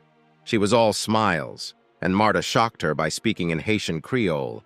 I knew French well, but their chat was hard to follow. They would have kept at it if we didn't need to get back to work. As we left, she whispered something to Marta, who turned bright red. "What did she tell you?" "Nothing, come on." "What could she have said to make you blush?" Marta stayed quiet until we reached our car park. Just before we got out, she said, "You're going to be my guy." She had a vision, and it's certain to happen. Mona also mentioned she'd have her cousin make a potion to ensure it. I paused, then smiled. "Well, I guess I'll be making the tea and coffee from now on. Wouldn't be fun to add a little extra to the cream." Her mood lifted, and with a grin, she said, "If I really wanted you, I wouldn't need any magic. I'd have the key to your heart before you even knew someone was in." With those words, she walked back inside, showing off her small yet noticeable backside.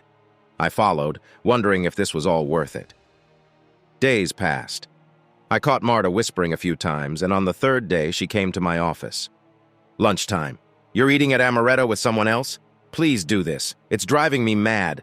I've talked to her 3 times and she promised to be good. If not, just leave." She was about to leave, then stopped. "Just so you know, you're supposed to end up with me. She's just filling in till I get your full notice. By the way, did your coffee taste odd this morning?" "It was okay. But how come I never saw the halo of stars and birds around you before?" Her laughter followed her out. "Maybe you're just starting to see me right. Enjoy lunch."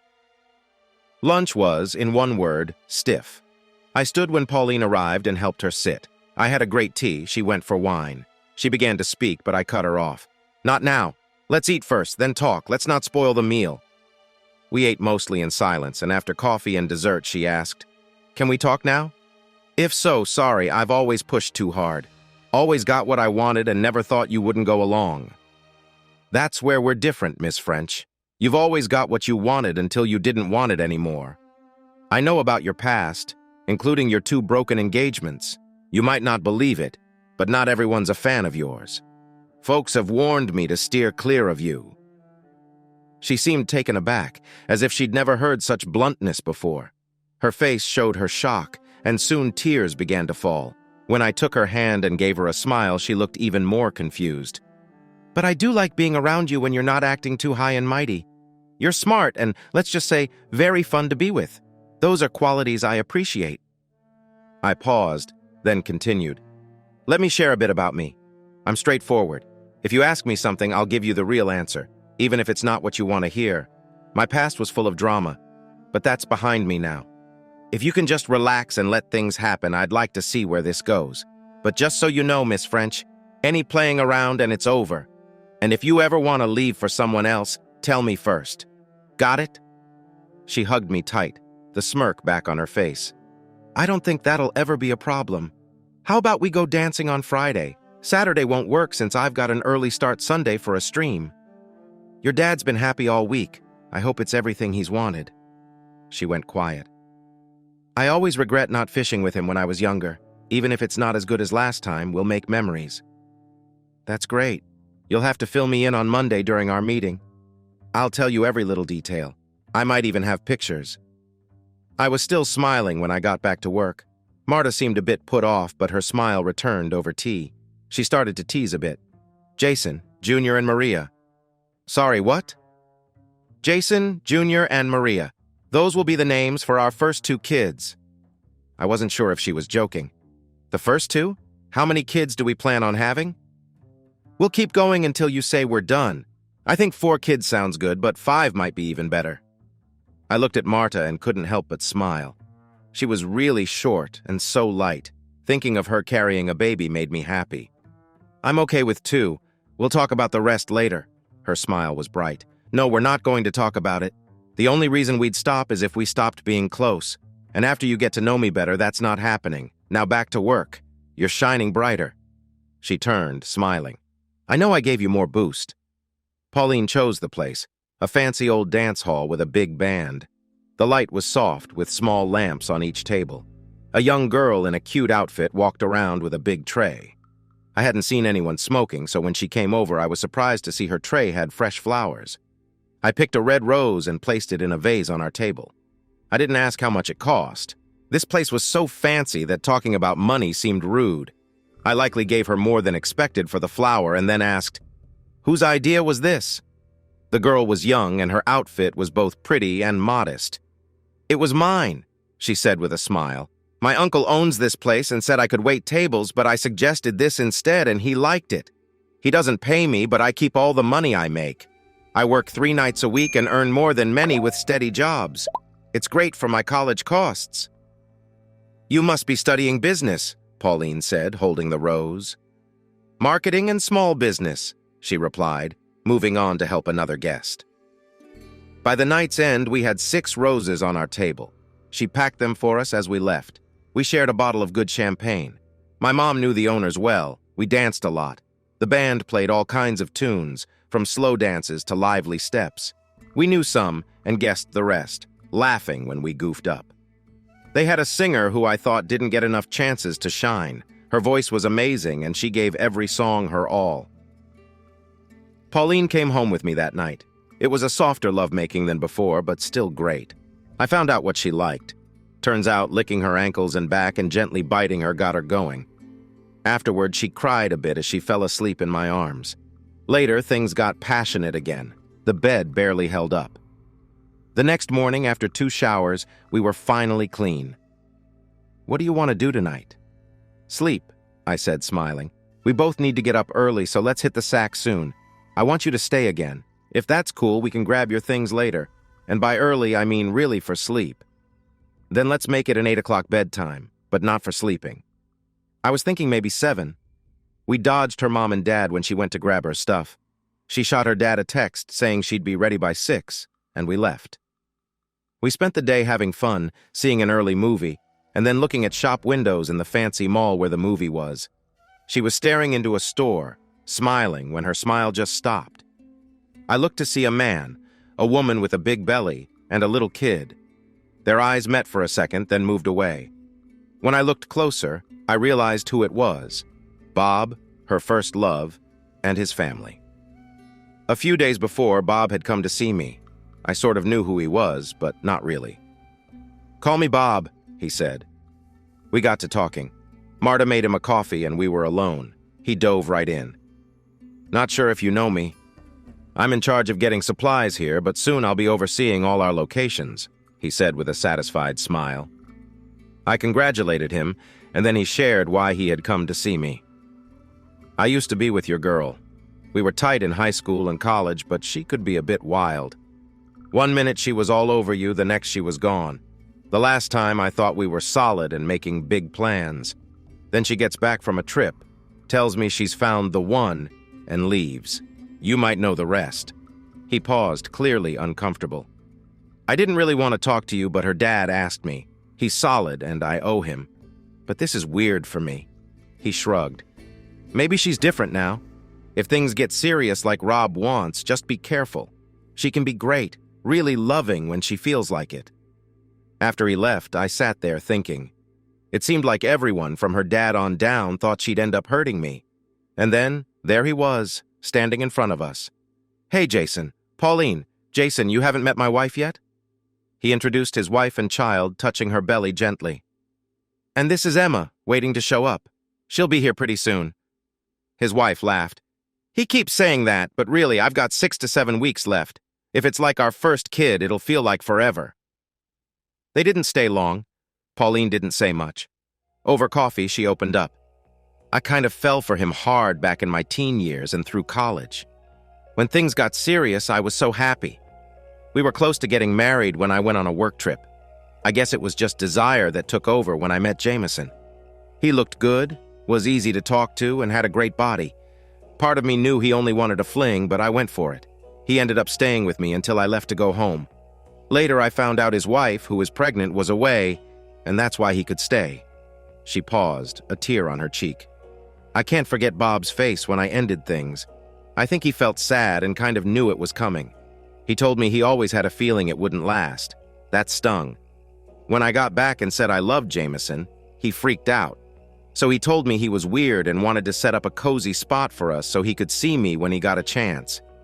I felt so bad and ashamed. I couldn't go back home to see my dad and face Bob when the news broke. So I grabbed a job far up north and stayed until Dad fetched me back. And that's the sad bit of my story." "What became of Jameson?" I asked gently. She cracked a smile, but it wasn't a nice one. "When Dad caught wind of what I'd done with that man, he was mad. If you're a big deal to a business, making you mad is like asking for trouble. When his boss heard why they were losing deals, that man was done. Even though he tricked me, I asked Dad to ease up since the guy had a wife and little kids. He didn't crush him, but he sure set him back years. Last I knew, which was ages ago, his wife was the one bringing in the dough. They stuck it out, but she didn't trust him. And life's been hard on him. We all pay for our mess-ups." I saw her wince and took her hand. "I'm not talking about you. I've had times too when I did things without thinking them through. Most folks regret choices made in anger or hurt, and there have been times I wished for a redo. But in the real world, you live with what you do, good or bad. Then you try not to mess up the same way again." "That was nicely said, honey. I've had so many times I wished I'd chosen differently. But if we're wise, we work not to redo our past mistakes. I could be the face for mess-ups. I just want you to know I have learned, and I don't want to look back at my mistakes. I'd rather look ahead to my wins. And though you might not want to hear it yet, I'm counting you as my biggest win. Proof that I beat the odds. Don't stew on it, but I'm speaking truth." Her speech was compelling, almost convincing, but I knew time would tell the real story. We got home, undressed quickly, and were tired by 9, asleep before 10. Holding her close, I thought how nice life could be with her. The alarm rang at 4:45. Pauline moaned, hit her phone, and rolled over. She'd have slept again, but I got up, pulled the covers off her, and patted her bum. She stood, eyes blazing, then smiled. "Looks like you're waking us up from now on. I better hurry." She got ready in 20 minutes, her stuff in the car. "Wish me luck." "You used all your luck catching that big fish on your first try. Have fun." She pinched my bum, gave me a nice kiss, and left. I got ready, then headed out for my date. Monica was set when I arrived. We put her clubs in the car with mine and left. We had a tea time at 9 o'clock, just enough time for a quick bite before golf.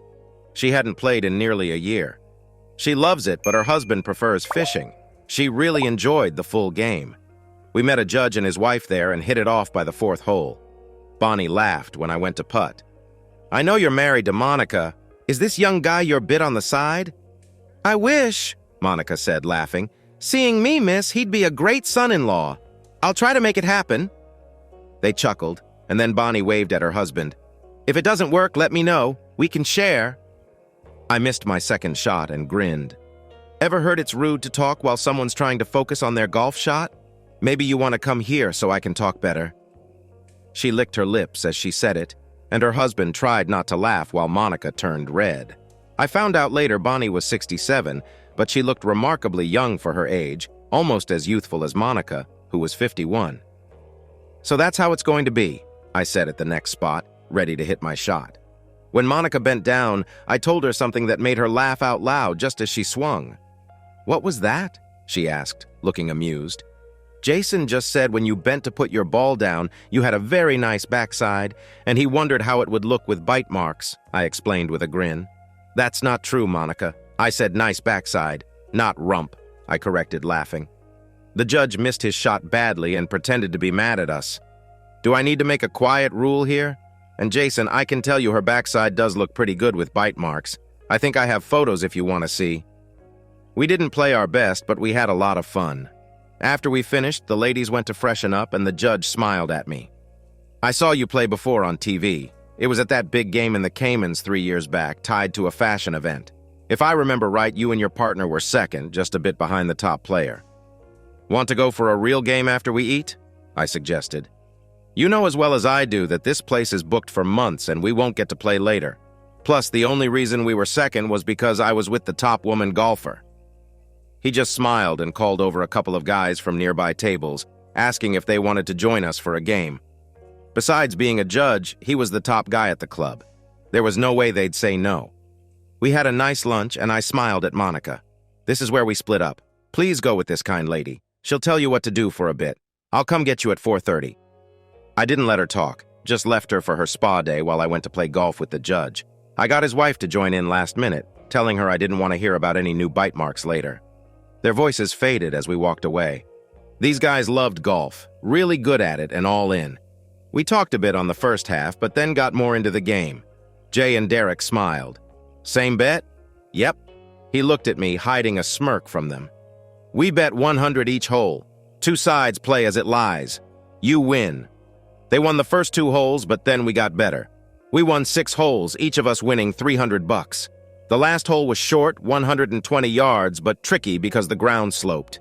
I used a small club aiming to get close. The ball landed on the edge and rolled slowly into the hole.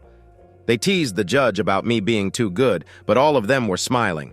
I was the 6th person ever to ace it. Sitting in the club, I thought about how much it cost to be here.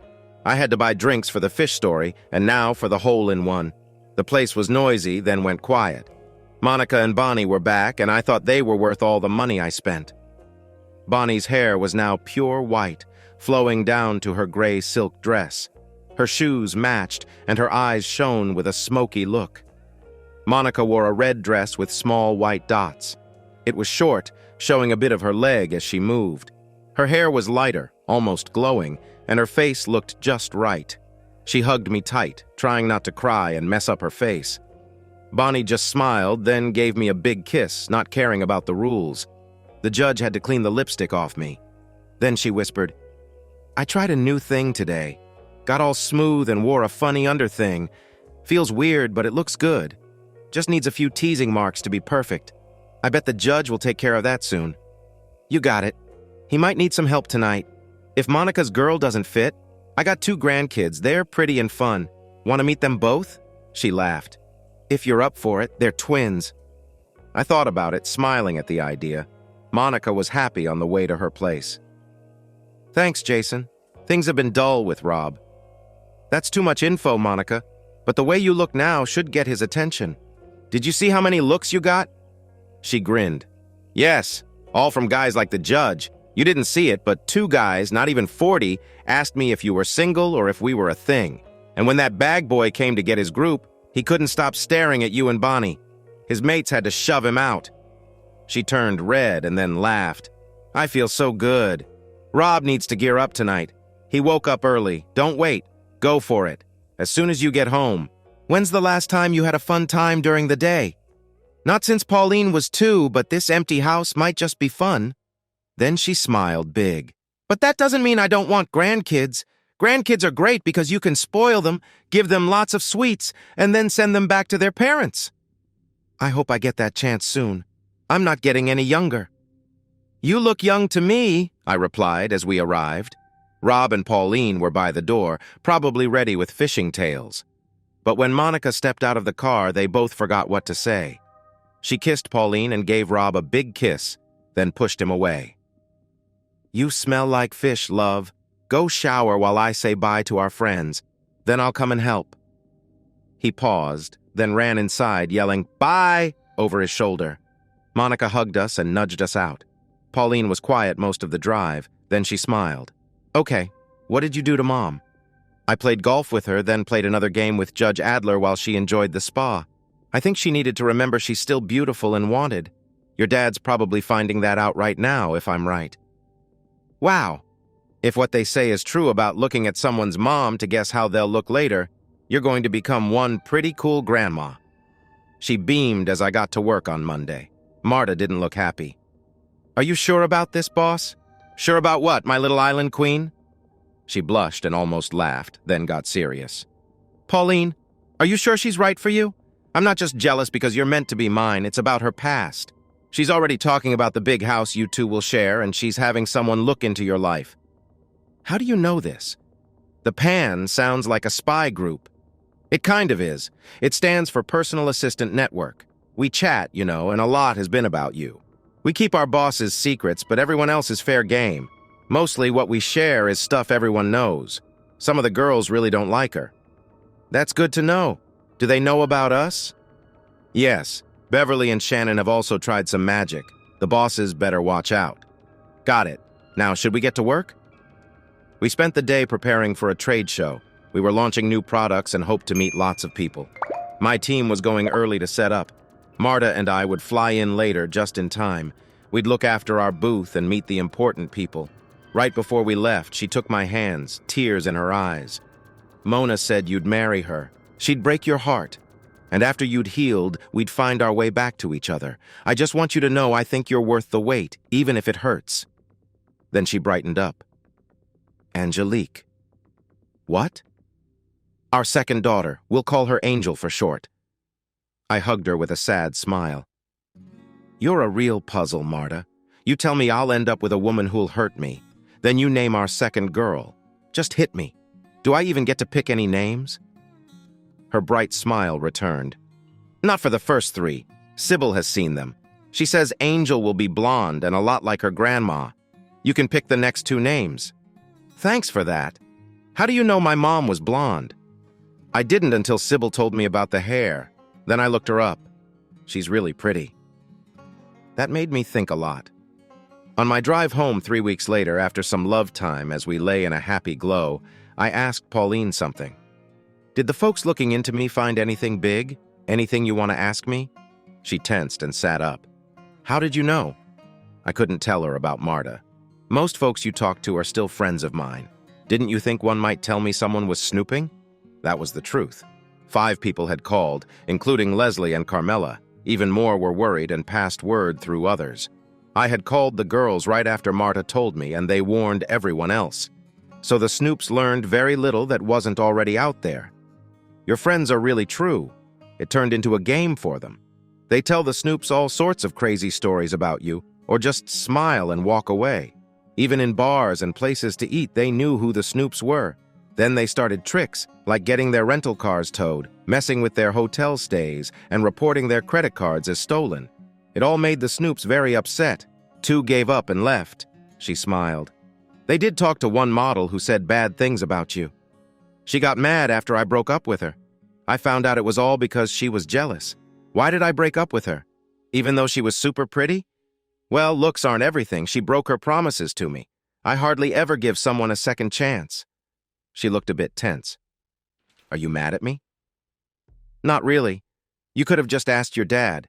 He checked me out very well, and I told my friends to be straight with him. You know, he wouldn't tell me that. He keeps work and personal stuff separate. I've decided it doesn't matter and we should just trust each other. Smart move. If we do something, it'll come out eventually. Anyway, I think we should get more serious. I'm not seeing anyone else, but if you are, we should be exclusive. Do you agree? She jumped at me, excited. I haven't been with anyone for 3 months before we met. You're the only one for me. How exclusive are we talking? Just dating or living together? I grinned at her. Just dating for now. If things go well, we'll see about the next step.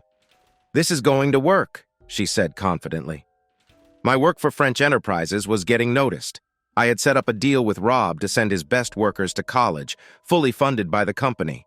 We had 8 in the program, with 20 more eager to join. Pauline and I grew closer over time. Leslie and Carmelo were cautious, but supportive. I moved out of their place and got my own, and soon after, Pauline moved in with me. Our first year together was blissful. One evening, Pauline surprised me. It's been a year since we started living together. If I haven't proven my worth by now, there's no hope for us. She smiled and pulled out a box. Well, then it's time to make it official.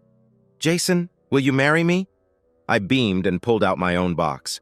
Pauline Amanda French, will you marry me? Totally! Yes, heck yes, slip that ring on now, she exclaimed. When we shared the news, her parents were more thrilled than us, but Marta turned increasingly quiet and eventually quit. I tried to stop her, but she was firm. I can't stay and watch you get hurt, even if I care about you. Remember this, Jason Grant Halston. Even if you don't see it now, I'm meant to be with you. You won't hear from me, but I'll be watching over you. I truly wish you'll be happy. And then she was gone. We had been married for a year and a half. Pauline was 32, and while not in a rush, time was ticking. I brought up the idea of having kids. I was taken aback when she paused. We're still young. Let's wait a bit before diving into that. I feel ready. Just think about it, okay? I said. Things felt odd for a bit, but soon we returned to our routines. Pauline had to travel a few days each month, often returning by night. Once a month, she went to a place 4 states away, staying overnight. I used to join her, but my own commitments kept me home most times. I often saw her gaze out the window, and I wondered if she was thinking about having kids. It felt right to talk about it once more. Then I bumped into Bob's wife at a restaurant. I didn't recall her at first, but after she introduced herself, I asked her to join me. Her husband had streamlined operations at all our work locations, and his cost-cutting efforts had not gone unnoticed. Rob had gifted him a fancy Cadillac SUV with all the bells and whistles. Gina took it right from him, saying it was the best car for a mom. We talked about her husband and the car. She showed me pictures of her 3 kids, and I mentioned, I hope to have a few pictures to share soon. She gave me a strange look. That's good, Jason. It looks like things are getting better. I thought your marriage was on the rocks when I heard you 2 were apart. I'm glad you fixed things. I kept my cool. Thanks, Gina. Not many knew about the split. How did you hear? I'm sorry, but it's kind of a known thing at the Jefferson worksite. More so after she was with Robert Sinclair. They were close for a bit, but then not. I'm happy. He wasn't right for her. Lunch ended, and she picked up on my mood. I'm sorry if I brought up bad memories, Jason. Bob thinks very highly of you and says you're one of the best to join the company in a long time. I gave her a peck on the cheek. Don't worry, Gina, it's all in the past now. Say hi to Bob for me. I thought it over and decided to investigate. If it was just gossip, I'd drop it. But if even a bit of what Gina said was true, things with Pauline would end. I contacted Fred Johnson, an old friend who worked security for a large company I used before. We had a quick catch-up. Fred, this isn't just for fun. I need someone checked out urgently. I'll send over all the info and photos soon. Don't hold back and take a month. She gets around and I need the whole story. Sure thing, my friend. Starting next week, she'll have 4 people watching her all the time. How deep do you want us to dig? Should we get into her electronic stuff? Yes, I want it all. Phone calls, emails, texts, everything, and take lots of pics, especially if she's up to something fishy. I gotta ask, is this business or personal? Personal. There was a long pause. Okay, I'm sorry, my friend. Don't be. It's better to know than to be in the dark. Thanks, Fred. The next few weeks were tough for me. Pauline noticed something was off and kept asking if I was okay. I blamed it on work stress and she stayed close. At the end of the month, Fred called. There's not much to tell. She went to work, then home or to her hotel. She didn't do anything wrong with anyone, but it looks like she had a fling at one of her work stops a few months back. It lasted 3 months, then ended. It's just talk from coworkers and boasting from her fling about catching someone's wife. What worries me more is a conversation we overheard when she was out with a friend. Here it is. A strange woman's voice played. So, how's your love life? Pauline's voice was crystal clear. As good as it gets with my husband. He's a great lover. Is that all? Have you stopped playing around? Asked her friend. I didn't say that, Pauline replied. Jason's been acting strange this month, so I've been careful just in case he's suspicious. I doubt he'd have me watched, but better safe than sorry. I'll lay low for another month. Then I think I'll have fun until January. That's when I plan to stop taking birth control and start a family. That was all I needed to hear. The investigation was costing me about $150,000 a month, but to me it was money well spent, and I had plenty. She continued her deceit for another 5 weeks. Then she lured a guy during one of her outings, working until noon, then having fun until it was time to head home. I had video and audio of it all and could have ended things right then, but my curiosity kept me going. She got close to a coworker on a different trip and hooked up with some guy she met at a bar during an overnight stay, staying with him until almost checkout time. I thought about what to do next and chose the simple route. A photo speaks volumes, so I printed out a snapshot from each of her affairs, along with some spicy texts and emails. On top of the pile, I left a note. Don't drag out the divorce. I know you picked married guys so they'd stay quiet. Their wives will see these snaps and more by tomorrow. Let's try to keep this low-key. Think of your folks and the company, and don't drag them through this. I'll be out of here when you get back. I'm not running off. Just think it's a really bad idea for us to be near each other now. Don't bother calling or texting. It's no use. I stopped by Rob's office, telling him I had to rush back to England for a family matter. He was a solid guy, offering his help right away. I gave him the file on Pauline to look at after I was gone. It was just words, no pictures. I didn't want him or Monica to see things they'd regret. At the airport, I realized the one I felt worst about was Monica. We'd grown close, and she was always at our place. Pauline would joke, reminding her I was her husband, not hers. Monica just laughed it off, saying she was lucky. Pauline saw me first, spending lots of time picking out baby names and even painting a room at her place, a soft color for a baby. Monica saw it with her folks. "Really, Mom?" Pauline had asked. Monica smiled broadly.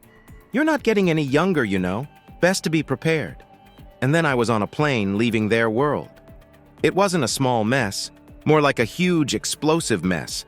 Pauline got back from her short trip, and after we landed in New York to switch planes, I watched her on my phone as she walked in. "Jason, honey, are you here? What a day. I just want to chill, drink some wine, and cuddle. We'll order food." "Jason?" She looked lost because my car was still there. She checked the living room first, then the bedroom and the kitchen. When she got to the dining room, she just picked up one of the packages. She screamed so loud I could hear it, then she passed out.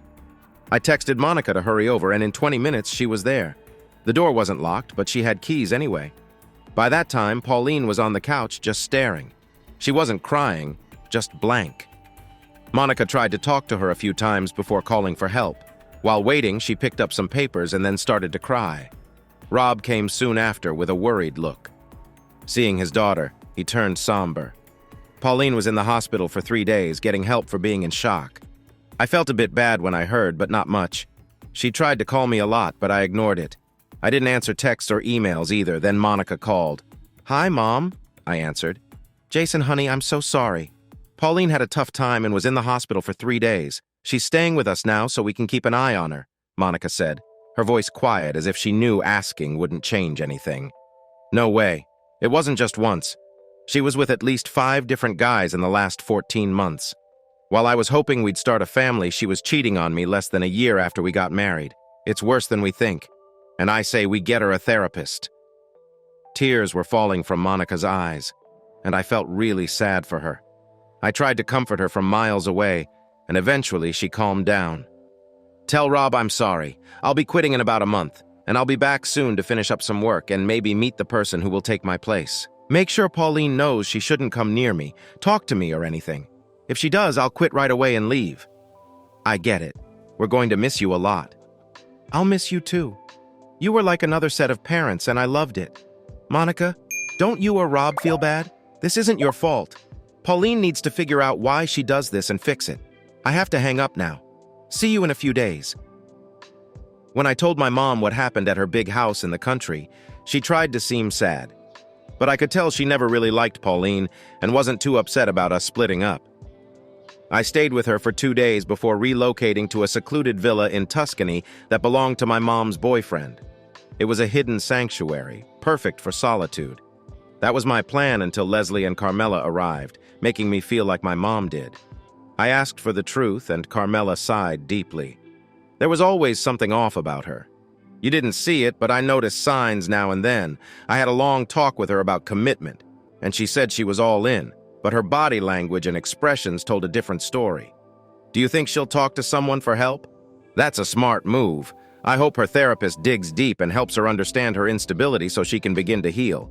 Leslie, always blunt, didn't hold back. "I never liked her. I knew she'd hurt you." Her honesty didn't upset me, it made me smile. If your friends can't be truthful, the friendship is in trouble. Looking back, I realized my close ones tried to warn me, but I was too in love to see it. You know, you pick up on things, except when it's about love. Next time, maybe be a bit more careful, Carmela advised. Good advice, Carm. I might not follow it, but I'll try. What's next for you? She asked. I'm not sure. I probably won't stay in Ohio, but that's all I know. Ohio's not bad, said Leslie, the true Ohio fan. You could go back to your old job. It's still yours. Michael's about to crack. The stress is too much, Leslie added. He's just not good at telling those folks to calm down and work. Models are like doctors thinking too highly of themselves, I said, making Leslie burst into laughter while Carmela didn't look pleased.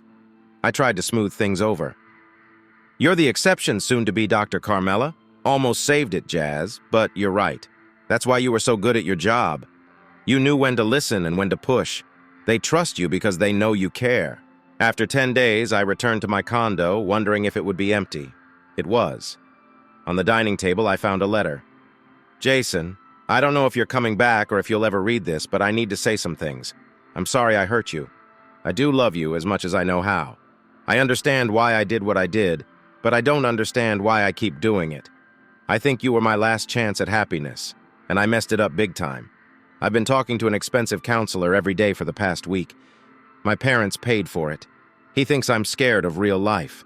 His words, not mine. Me, the spoiled girl whose dad is one of the richest guys around, who's gotten her way since she was 6, scared of normal stuff like being close to someone and having kids. Before this, I shrugged off the idea, opening another bottle of Andre's fine wine. Yeah, it felt normal, hanging out with regular folks. Found out we're not that different. They've got their own problems, dreams, and wants, maybe not as loud, but just as real. They get jealous, mad, they cheat, just like the rich and famous. But maybe they're more down to earth. For them, getting a small raise is huge, just like a big deal is for the wealthy, and they do a lot to get it. So, you're saying we all have our issues? Yep, we're all pretty much the same, given our habits and where we come from. Man, Jazz, you could be a doctor with talk like that. Not bad for someone whose job was to make pretty people prettier. He told me once I was the most spoiled person he ever met. He peeped into your life after I told him about you. Seems like he got better. So your pals thought it was no biggie. But he thought you were different. Known for being tough in business, always doing right by folks you work with and being kind to your mates. I get that you can't forgive me. If I thought there was a chance, I'd beg you to take me back in front of everyone, but no drama. Here's my offer. Get a lawyer. Make a fair split on paper and I'll sign once my lawyer checks it. You keep your stuff, I'll keep mine. We part ways as folks who were once hitched. I took some bits from the condo. Nothing pricey. Just things that remind me of good times. If something's gone that you want back, tell my lawyer and I'll send it back. No fuss. This is all I have to say. I'll always carry love for you. Live with my regret and wish you the best. Think of the good times and smile. I sure will. She didn't sign her name. No need. The next day in Rob's office, he looked sad. I really thought she was the one. Monica and I came to love you like the son we never had. She's been crying. Maybe take her out for lunch or come for dinner. I know you're planning to leave, but think it over. I dreamed of handing the business to you and Pauline, retiring early with Monica, going on a big trip, then spoiling the grandkids. You'd have been a great boss. It's hard to think of Pauline being ready for that. I'll sell the shops when I get tired. I reflected, Rob, thank you for the opportunity and the trust, but it's time for me to move on. He seemed to sense my decision. I hope I can be of help before I go. In 30 days, I'll be heading to Europe for a while. I glanced at his fish photo and smiled. The girls won't be leaving and they'll still want to fish, so they'll stay in touch. Make sure Monica keeps playing golf and give her the time she deserves. She supported you through your work. Now it's your turn to be there for her. Monica was tearful when I went for dinner, but Rob and I lightened the mood, and she even managed to smile by the end. I took her out for lunch a few times, joking around while Giuseppe watched from afar. Rob and I fished at Holloway Mountain twice more before I left. As I sat on the plane, I thought about my farewell gift, paying for a 5-year club membership for them. They should get the letter soon. 2 days before leaving, I received a visit while packing. It was Bob with a sad smile. "I wanted to see you before you go. I understand how you feel. I've lost loved ones too. Gina tells me to let it go, but it's hard. Anyway, Gina showed me love can happen again. 7 years and she's still amazing. You're a good guy, Jason. Your Gina is out there. Good luck." And just like that, he left. It made me feel a bit better. A year and a half passed. I spent a month in a Tuscan villa alone, healing. I started small, but soon found myself back leading my old company. I never sold it. Just let my team handle the day-to-day while I pretended to be just another manager. After a few months, I began dating. With my looks, money, and connections, women were eager to meet me. It was fun, fooling around with models and rich girls. But often by the fourth date, they saw I didn't want to settle down. The ones looking for something real left, and the ones in it for fun stayed around. But even shallow fun is still fun. Then Carmela came with a business offer. She wanted to buy a small part of my business for Leslie, thinking it could be something she'd get and wouldn't need much training in. I thought it over and said yes, selling her 10% with the option to buy 15% more in the next 5 years. Working together, Leslie balanced modeling and business, growing much beyond the timid beauty we first met. We were doing a swimsuit shoot for a sports magazine. It was standard stuff until a young model, just 18, threw a fit over not getting the cover, ruining 2 days of work. Time is money, especially in our line of work. Leslie called me with her plan, and it sounded so interesting I flew to the island immediately. I arrived just in time for the meeting with Leslie, the model, and her agent. I brought a manila envelope and handed it to Leslie, who peeked inside and smiled. The agent started the meeting, hoping we could find a way to make things right. "She's so pretty," he said, not understanding why we rejected her for the cover. Then Leslie lost it. "Natural beauty? Almost nothing about your client is natural. She changed her nose, fixed her hairline, made her cheekbones smaller and her lips less full. And now she plans to change her chin. So what natural beauty are you talking about?" She tossed a photo onto the table, showing the model at 13 with braces, big glasses, bushy hair, a big nose, and a round face. The model saw it and passed out. She was from South America, where looks matter a lot. If you see a perfect-looking woman from there on stage, it's safe to say she didn't always look like that. Les didn't back down. No matter how she became beautiful, she's still a knockout.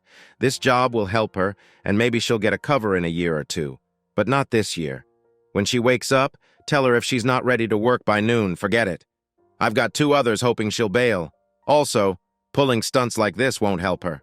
She'll find it tougher to get good jobs, at least with us. Are we clear?" The agent nodded fast. We left while he sorted it out with her. Models are like grains of corn, they're to be used. If they don't fit, they're worth less. Better they learn that fast. I have to say, the new faces in the biz are a lot sharper and more knowledgeable than those from 10 or 15 years back.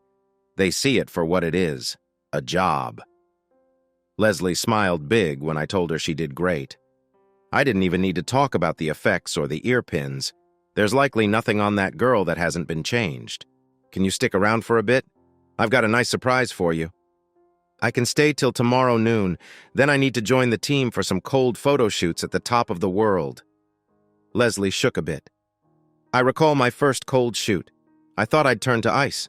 You got the hot room ready? Right behind the shoot. We'll snap a pic, maybe less, then dash them to warmth. Nothing makes you want to nail it quite like the chill. Carmela flew in, and I shared with her how tough things had gotten. She just gave a big smile and hugged me even closer. We shared the fancy room we'd booked and had a nice night reminiscing about the good old days. On our last fishing trip with Rob at home, Monica still cried whenever my name came up. They couldn't believe I got them into the club, but they earned it. It was kind of them to fly out to see me, my mom, and her new man at his big house. "He's a nice guy," Carmela said. "He is," I replied. "He lost his son in a distant conflict and his daughter to a tragic mistake at a party. He was kind of alone until he met Mom. You're like the son he lost." Monica always talked about how they couldn't wait for me to have kids. "I'm not ready to go down that road yet," I said. "I still think the right one will come along." As I fell asleep, I thought about their smiles and the surprise they had planned. A tiny island queen standing 5 feet tall. Marta snuck up behind me, full of wonder about why her friends had asked her to come. They had grown close, supporting the book project she led on her island. She had opened 5 schools there, all running on donations. I spent a good chunk of money their way twice a year, and I knew the girls had got their friends to chip in as well. With all our help, 220 kids got to learn, eat enough, and wear clean clothes.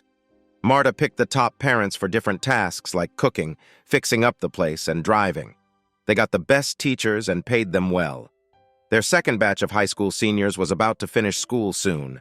Seeing who was with them, she let out a yell that told everyone on the island she was there and ran into me, making us both fall into the sand.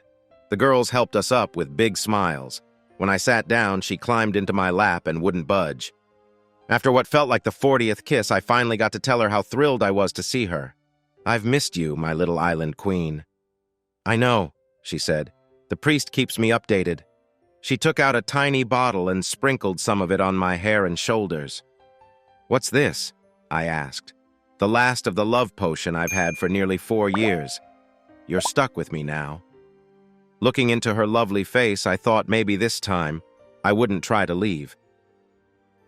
A year later, I stood under a flower arch in a garden in Tuscany, waiting for my bride. The place was filled with models, most friends, some just curious about who had won my heart.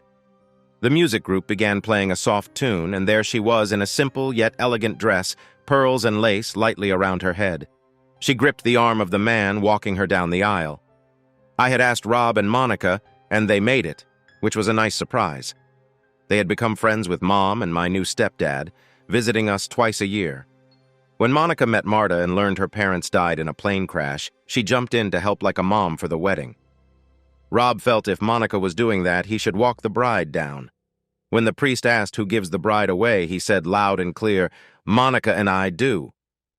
My best man had a big smile. Carmela wore a sharp tux like mine, but in a way that showed she was a lady. Leslie was all dressed up in pink, standing by Marta as the main bridesmaid. As the day ended in Tuscany, with the smell of grapes and cut grass in the air, Marta and I became one. I took the light veil off her lovely face and we kissed for the first time as a married couple. I held her close, thinking I could feel a baby bump, but she was just 2 months along. The party went on late. The last thing I saw before taking my bride upstairs was Carmela and Leslie dancing close. Mom and Nigel were nearby, then Rob and Monica. The next morning, everyone was a bit slow with hangovers, but the mood picked up when Marta announced our first child would arrive in late March. I had flown in 2 uncles from my dad's side, their wives, 2 cousins, and their husbands. My granddad wanted to come but wasn't well. Marta said we would visit him soon. 6 weeks later, we were in the mountains of North Carolina in a big old house. My granddad really liked the little one we called Goddess. The cousins, uncles, and aunts were unsure at first, but soon felt at ease. I took Marta for walks by the streams and fields where I grew up. Then she surprised me. "Can we buy a holiday home here?" I showed her the 80 acres my dad left me. There was a simple house there, and my cousin lived in it, looking after the place. Marta didn't care for it. She pointed to a spot halfway up a hill. "I want a woodhouse there." Her idea of a woodhouse was very different from mine. Mine was 1 big room. Hers had 2 floors and 6 rooms. Guess which one we ended up with? The first night we stayed in it, I knew we'd end up living there forever. Marta traveled with me for work as always, until it was nearly time for our baby. 2 weeks before our son, Jason Halston Jr., was born, I handed over all my work responsibilities to my partner, Leslie.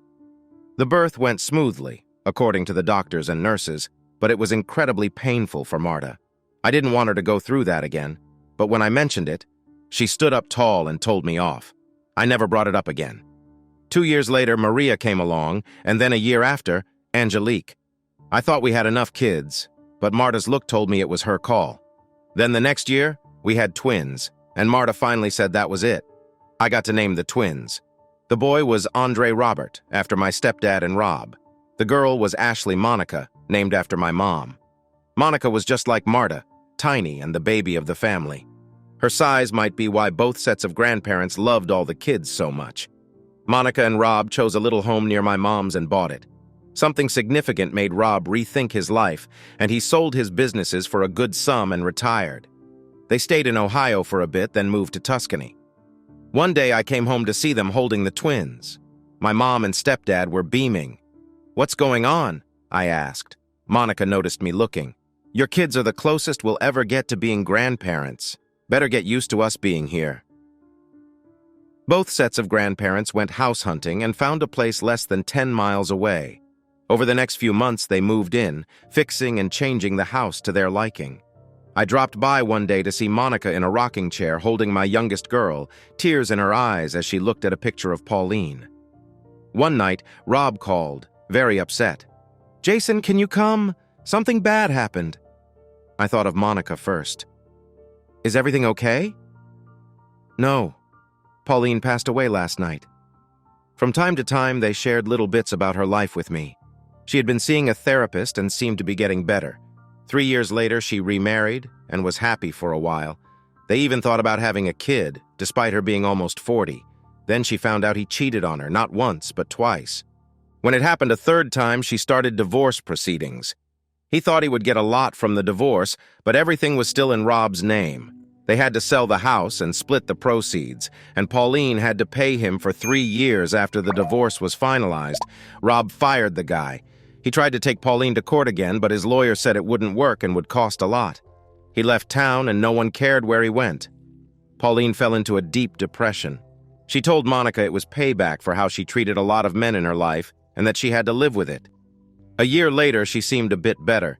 Then she didn't show up for work for 2 days. Monica couldn't reach her, so she went to her house and found her on the floor. No drugs were found in her body, just the usual meds. The doctor said she had a heart attack. It was odd since she looked quite well. Marta and I helped arrange her goodbye. Many showed up at her service, a lot from the groups she donated to. Most were sad, but some were there to see if the funds would keep coming. Rob's look told me those days of giving might be over soon. Bob and Gina came, and we spoke for a bit afterward. "It's sad," Bob said. "She had money, looks, and a good life aside from love troubles." The last time I spoke with her, about 6 months back, she seemed happier, excited about a new project. "I hope she found some happiness in her last days." "I hope so too," I said. She was only 43 when she left us. I wondered what she thought about in the end. What did she wish for? What made her happy? Rob and Monica tried to keep going, but the spark was gone. Then came the twins, and we made our choice. 10 years later, Rob, nearly 75, had us over for a chat. "We're getting on in years," he said. "We won't be here much longer. We've decided the kids will get half of what we have with Marta in charge. With what you have and your work, they'll be set, but we want them to have this. The rest will go to a good cause, the Pauline French Foundation. You two will help lead it." What could we say? Monica left us first.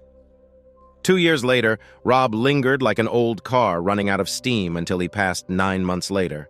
We flew back to Ohio to lay him to rest next to his wife in the same graveyard where both their parents and Pauline were buried. It was a family spot.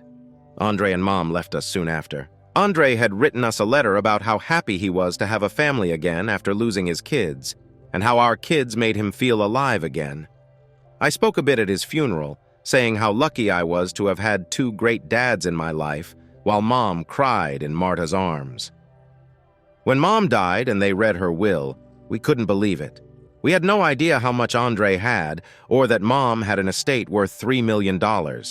We acquired a house in England, a villa in Tuscany, and valuable business properties in 4 countries. After paying the necessary taxes, we still had a substantial amount of money, allowing Marta and me to retire from our jobs. Despite not working, we kept ourselves busy. Marta expanded her support for her schools, tripling the help she provided thanks to our newfound wealth. I dedicated myself to running the foundation. At the charity's entrance, a grand portrait of Pauline, elegant and smiling, welcomes visitors. Smaller portraits of Rob, Monica, Andre, and my mother hang nearby, honoring their memories. May they all rest in peace. After 2 more years in Tuscany, the place felt too melancholic with everyone gone, so we moved to our cabin. Our cousins found it amusing to hear our children speak. One moment, they spoke perfect French or Italian. The next, they switched to English with a posh accent, occasionally throwing in y'alls. When they started speaking Haitian Creole, the cousins just gave up, bewildered. Approaching 60, I feel my age, while Marta remains forever young, just as stunning at 54 as she was at 34. People might wonder why she sticks with an older guy like me, but she jokes it's because I'm rich and still got it. I hired a renowned artist, known for his animal drawings, to create portraits of Carmela, Leslie, Marta, and me for the charity's small art room to be displayed after we're gone. The artist crafted a heart-wrenching painting of two children enjoying a sled ride, capturing a moment of pure joy before a tragic end as a kind gesture for a friend. This poignant piece isn't displayed publicly, but I had the privilege of seeing it.